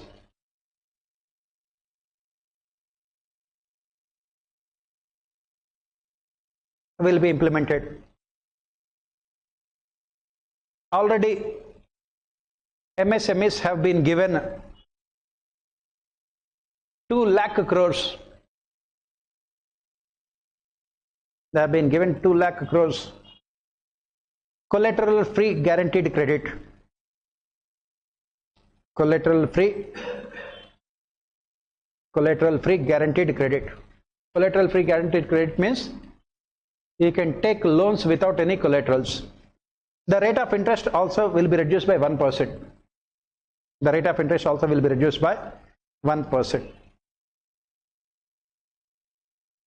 It will also be reduced by 1%. Interest will be reduced by 1%. So this is mostly important about the budgets. Let us spend a few minutes about the analysis about the budget. Is it good or bad, or could she have done something better? So let us see what are the good aspects of the budget. What are the good things about the budget? First and foremost, definitely capital expenditure has increased. Capital expenditure has increased by 33%. Capital expenditure has increased by 33%. This is the highest amount of money the government will be spending in a long period of time. Second, in spite of increase in capital expenditure, the fiscal deficit, the government is able to contain. The government is expecting the fiscal deficit to come down to 5.9% of GDP from the present 6.4%. This is the second good thing about the budget. Third, the budget also has provided tax incentives for middle class. Tax incentives for middle class. The government has said that middle class people would be able to save at least 30,000 crores. They will have a savings of 30,000 crores. So this 30,000 crores savings will add more to demand in the economy. They will have more multiplier effect also. This is the third good thing about the budget. Then the fourth good thing about the budget is subsidies, especially food subsidies and fertilizer subsidies had come down. Food and fertilizer subsidies had come down from the very high levels of the COVID times. Next good thing about the budget is that there will not be any off-budget borrowings in the coming financial year. There will not be any off-budget borrowings. There will not be any off-budget borrowings in the coming financial year.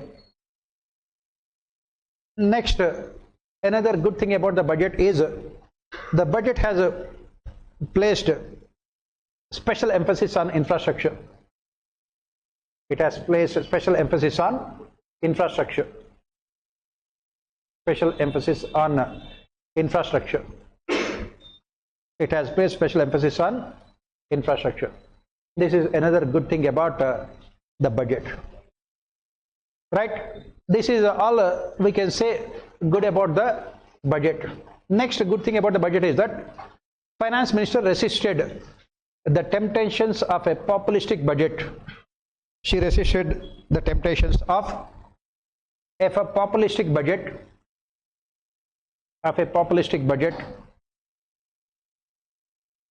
in an election year.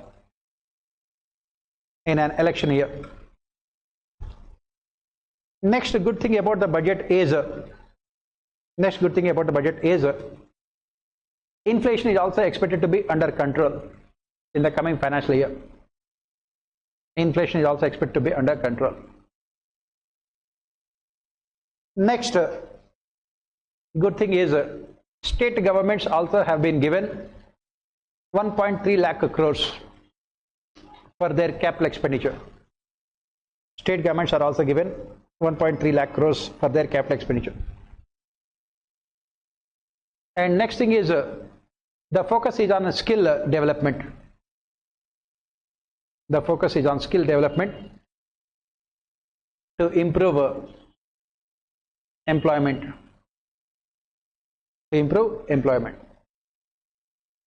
So these are all the good aspects of the budget, right? These are all the good things. Definitely good things are more. Now let us see what are the challenges, or what are the problems, what are the challenges that we can see regarding the budget. First and foremost, like last year also, this year the budget focuses only on government expenditure to revive economy. These are the major challenges. The budget focuses mostly on government expenditure to revive economy. And going by last year, in spite of the fact that the government has spent so much amount of money on infrastructure, capital expenditure, there was no revival of private investment expenditure. This is another problem. Last year has not seen any revival of private investment expenditure. Revival of any private investment expenditure. In spite of a huge amount of money spent by the government on infrastructure. So this multiplier effect is not taking place the way it should be. This is another problem. Next is the private consumption expenditure. The private consumption expenditure has also remained mostly stagnant. The private consumption expenditure has also remained mostly stagnant in spite of pent-up demand.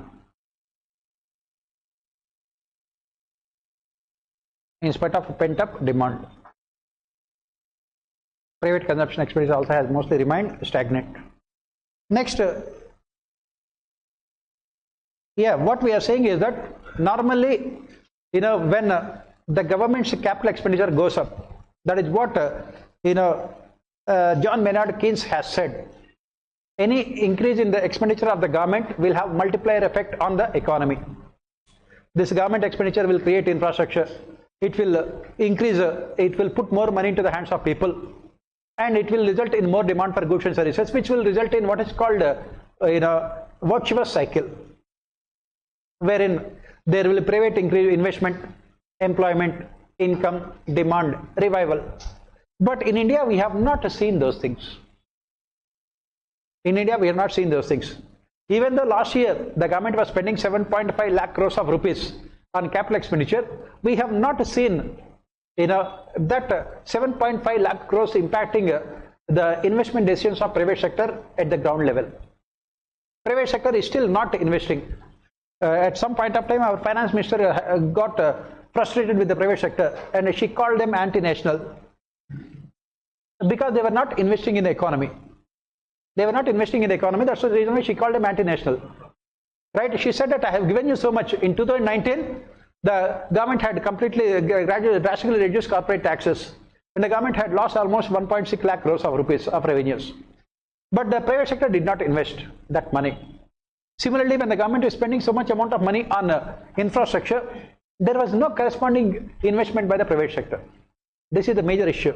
So when the government says that they will be spending 10 lakh crores of rupees now on infrastructure, will there be any corresponding increase in private sector investment? Right? And if there is no corresponding increase in private sector investment, can the Indian economy rebound to the old growth levels? That is the question that we are asking. Yes, you cannot persuade private sector by calling them anti-nationals. Private sector will invest only when they believe that there will be demand for their goods and services. For example, take the case of a segment of automobiles. There was huge amount of increase in the demand for those high-end automobiles, those which are above 15 lakh rupees, the four-wheelers, whereas the demand for smaller ones had come down, which clearly shows that the economic growth that is taking place is uneven. Rich people are getting richer. That is the reason why they are demanding more higher-end automobiles, whereas the poor people and middle-class people, simply their incomes have not gone up, because of which the demand had remained stagnant. When the demand remains stagnant, the private sector will they invest? That is where the problem. So finance minister has not been able to address this problem of stagnation in private sector investment. She thought that the government investment would automatically result in private sector investment also. This is what another major issue the budget did not address. She was hoping that the government investment would automatically transform. But government investment can prove to be a catalyst, but it cannot automatically result in private sector investment. Next problem she did not answer, he could not address was regarding these exports.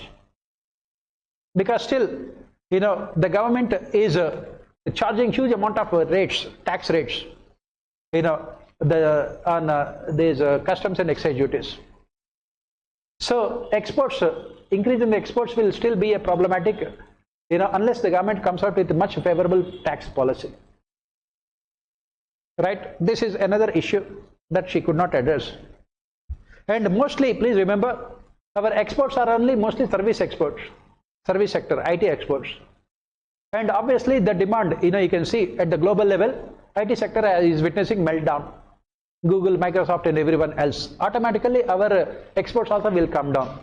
Did the finance minister come out with any alternative strategy to prop up what is called manufacturing exports? That is where she did not do anything much, right? Except giving some kind of incentives here and there for MSMEs. So the finance minister does not have that kind of any clear-cut strategy to revive, especially manufacturing sector. Next problem that budget has not answered is questions related to inclusive growth. Inclusive growth. Inclusive growth. Why? Because unemployment rate is still very high. Unemployment rate is very, very high. And on top of it, the country will be witnessing a job loss growth also. Job loss growth. Job loss growth. Why? Because the potential of a private sector to employ is very, very less. For example, as Mallikarjun Kharge pointed out in discussions in Rajya Sabha, he said that if the government, public sector enterprises have 10 lakh crores, they would be providing employment to at least 10 lakh people. And whereas Adani, with the same 10 lakh crores, the amount of employment provided was only 23,000 people. So whenever the private sector growth takes place, it is only mostly jobless growth. Are you getting the point here? Because most of the projects undertaken by Adani were what is called capital intensive projects. Right? The growth is not labor intensive growth, capital intensive growth. And the finance minister unfortunately did not address this major issue, that is unemployment. Unemployment is a major issue, unfortunately she did not address. And she thought that there's a small schemes like Pradhan Mantri Kaushal Vikas Yojana 4.0 will address. That will not address the problem of unemployment. She has not addressed the problem of unemployment. This is another thing that she has not Next problem she has not addressed was related to education. In spite of the so-called increments in education and health, the real expenditure spent on education and health is less than what the government was spending as part of revised estimates in the previous budget. The amount of money to be spent on education and health in the coming budget, in real terms, will be ultimately less than or almost equal to what the government had spent in the last financial year. Social sector is unfortunately again ignored by the finance minister. This is another problem. Next problem our finance minister has not addressed is this problem of widening inequalities.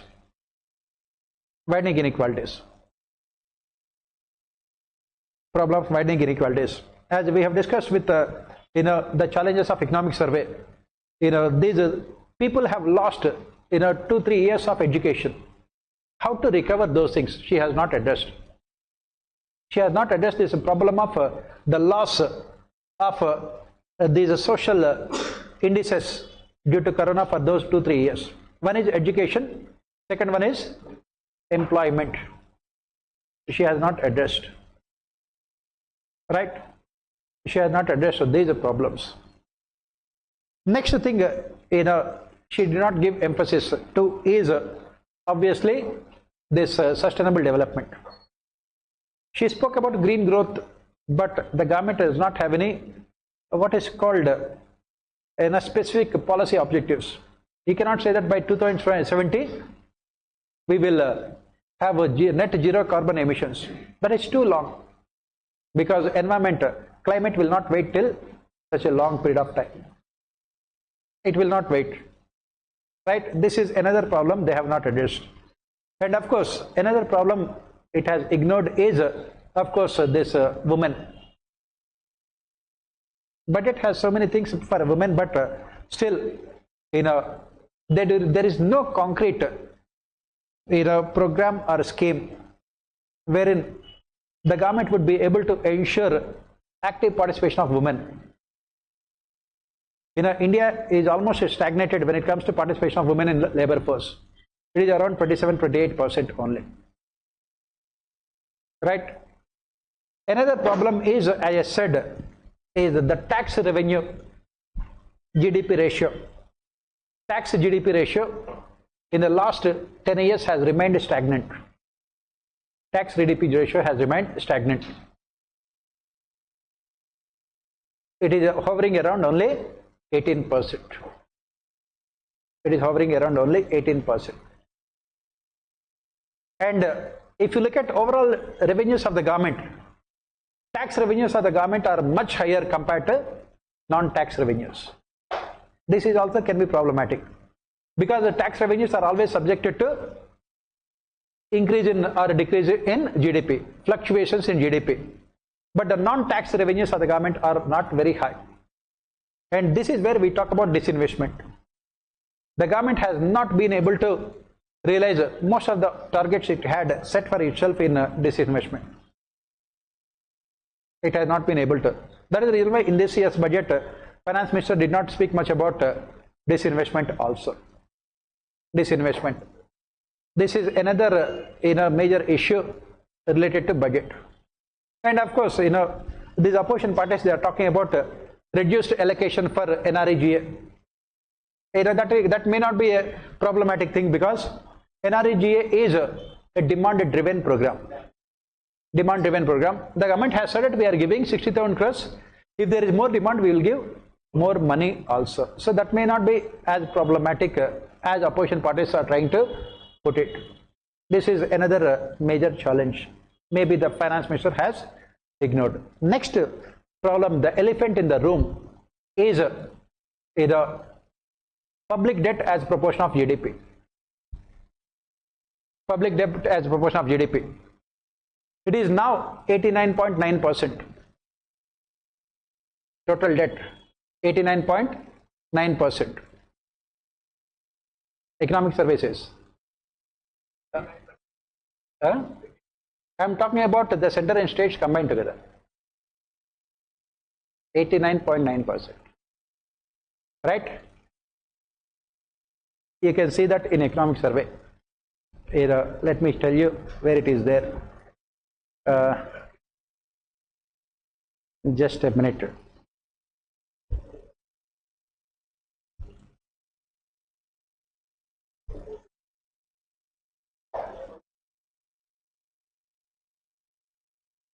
It is related to fiscal developments.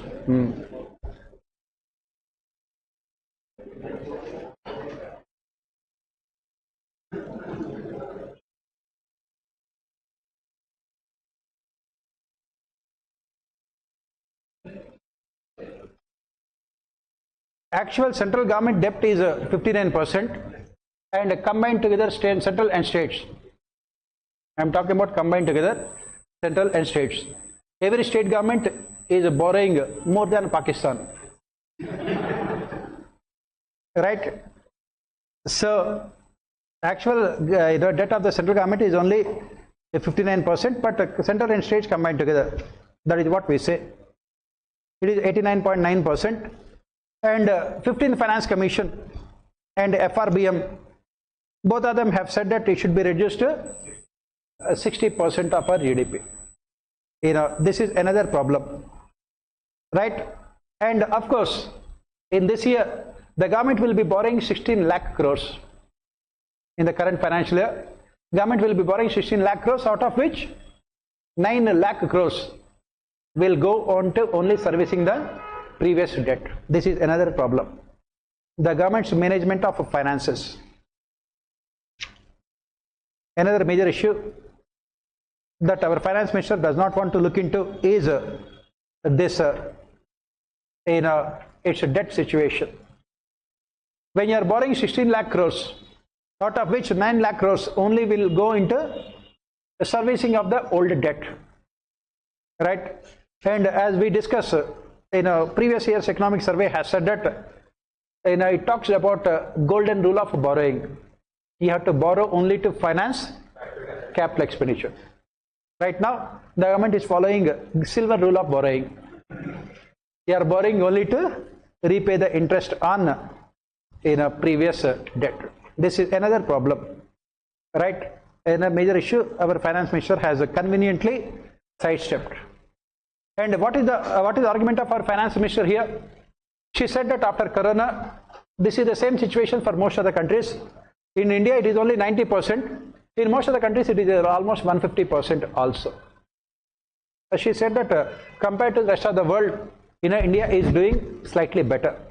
But this cannot be sustained. Why? Because when you are taking such huge amount of loans, and if you are spending almost 60%, for example, if you look at our tax revenues, almost the entire tax revenues are only spent on servicing the debt. Then it can be problematic. This is what she has not addressed. Taking a huge amount of loans will be good, but the question here is how you are going to repay them. You can go into a situation of debt trap. Yesterday, while speaking on the floor of the House, our Prime Minister also has said that the state governments must exercise caution in their financial dealings.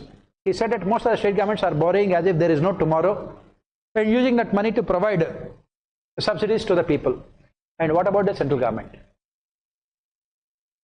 That is where the problem. In the last 80 years, the present government has borrowed more than 85 lakh crores. In the last 80 years. In the first 65 years of independence, all the governments combined together borrowed only 55 lakh crores. So obviously, this growing public debt is the white elephant in the room, which the finance minister does not want to talk about. This is another problem. So this is where again the finance minister has not been, and of course the government stopped talking about the revenue deficit. As part of FRBM legislation, we say that revenue deficit should be brought down to 0% of GDP. The government stopped talking about revenue deficit. And the primary deficit is also very, very high. Primary deficit is equal to fiscal deficit minus interest payments. It clearly shows the fresh borrowings of the government. Primary deficit is also very, very high. So this is where another problem with the budget. I think that is more than enough. What I will be doing is that After the class you'll be getting one page wherein what are the important pages you have to read from economic survey, especially for this year's prelims point of view. Because for example, there is this topic on social infrastructure. You have to read the entire topic because there are so many things which are there from your prelims point of view. It has mentioned so many government schemes, and of course there is this topic on climate change and environment. You have 35 questions that are asked in your prelims from geography and ecology. Out of those 35 questions, you can be sure that at least minimum 7 to 8 questions will be asked only from this topic in economic survey. First read those topics, climate change and environment.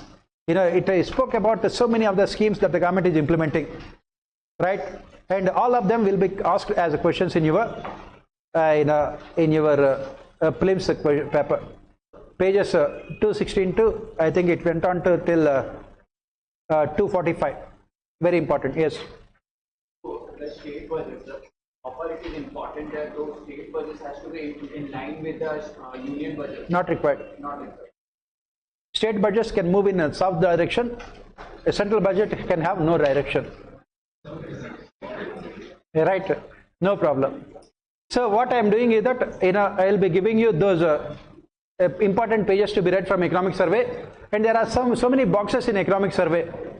What are the important boxes also you have to read from your prelims point of view. I have marked in that. And apart from this, in our Telegram group, I will be putting this summary of economic survey and budget, which you can go through before you go to the examination hall. So that is what you will be given. Any doubts you can ask. Sir, yeah.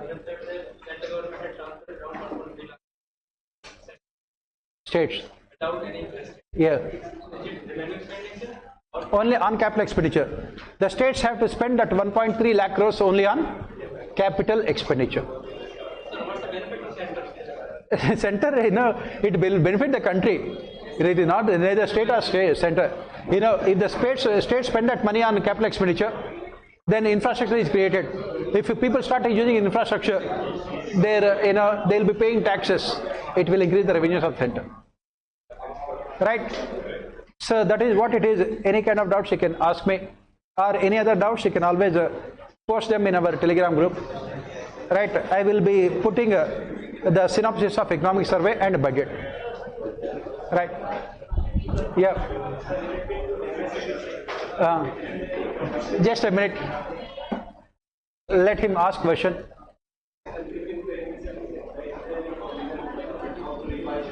Is there any, the government has said that this emergency credit lending scheme, has revived MSMEs. The MSMEs were affected by two major policies. One, demonetization. Second one is GST. So the government has said that they are focusing more on these MSMEs. 2 lakh crore rupees of collateral-free loans have been given to MSMEs. The government is also focusing on imparting more skills also to MSMEs. The government is also using digital technologies to market the products of MSMEs.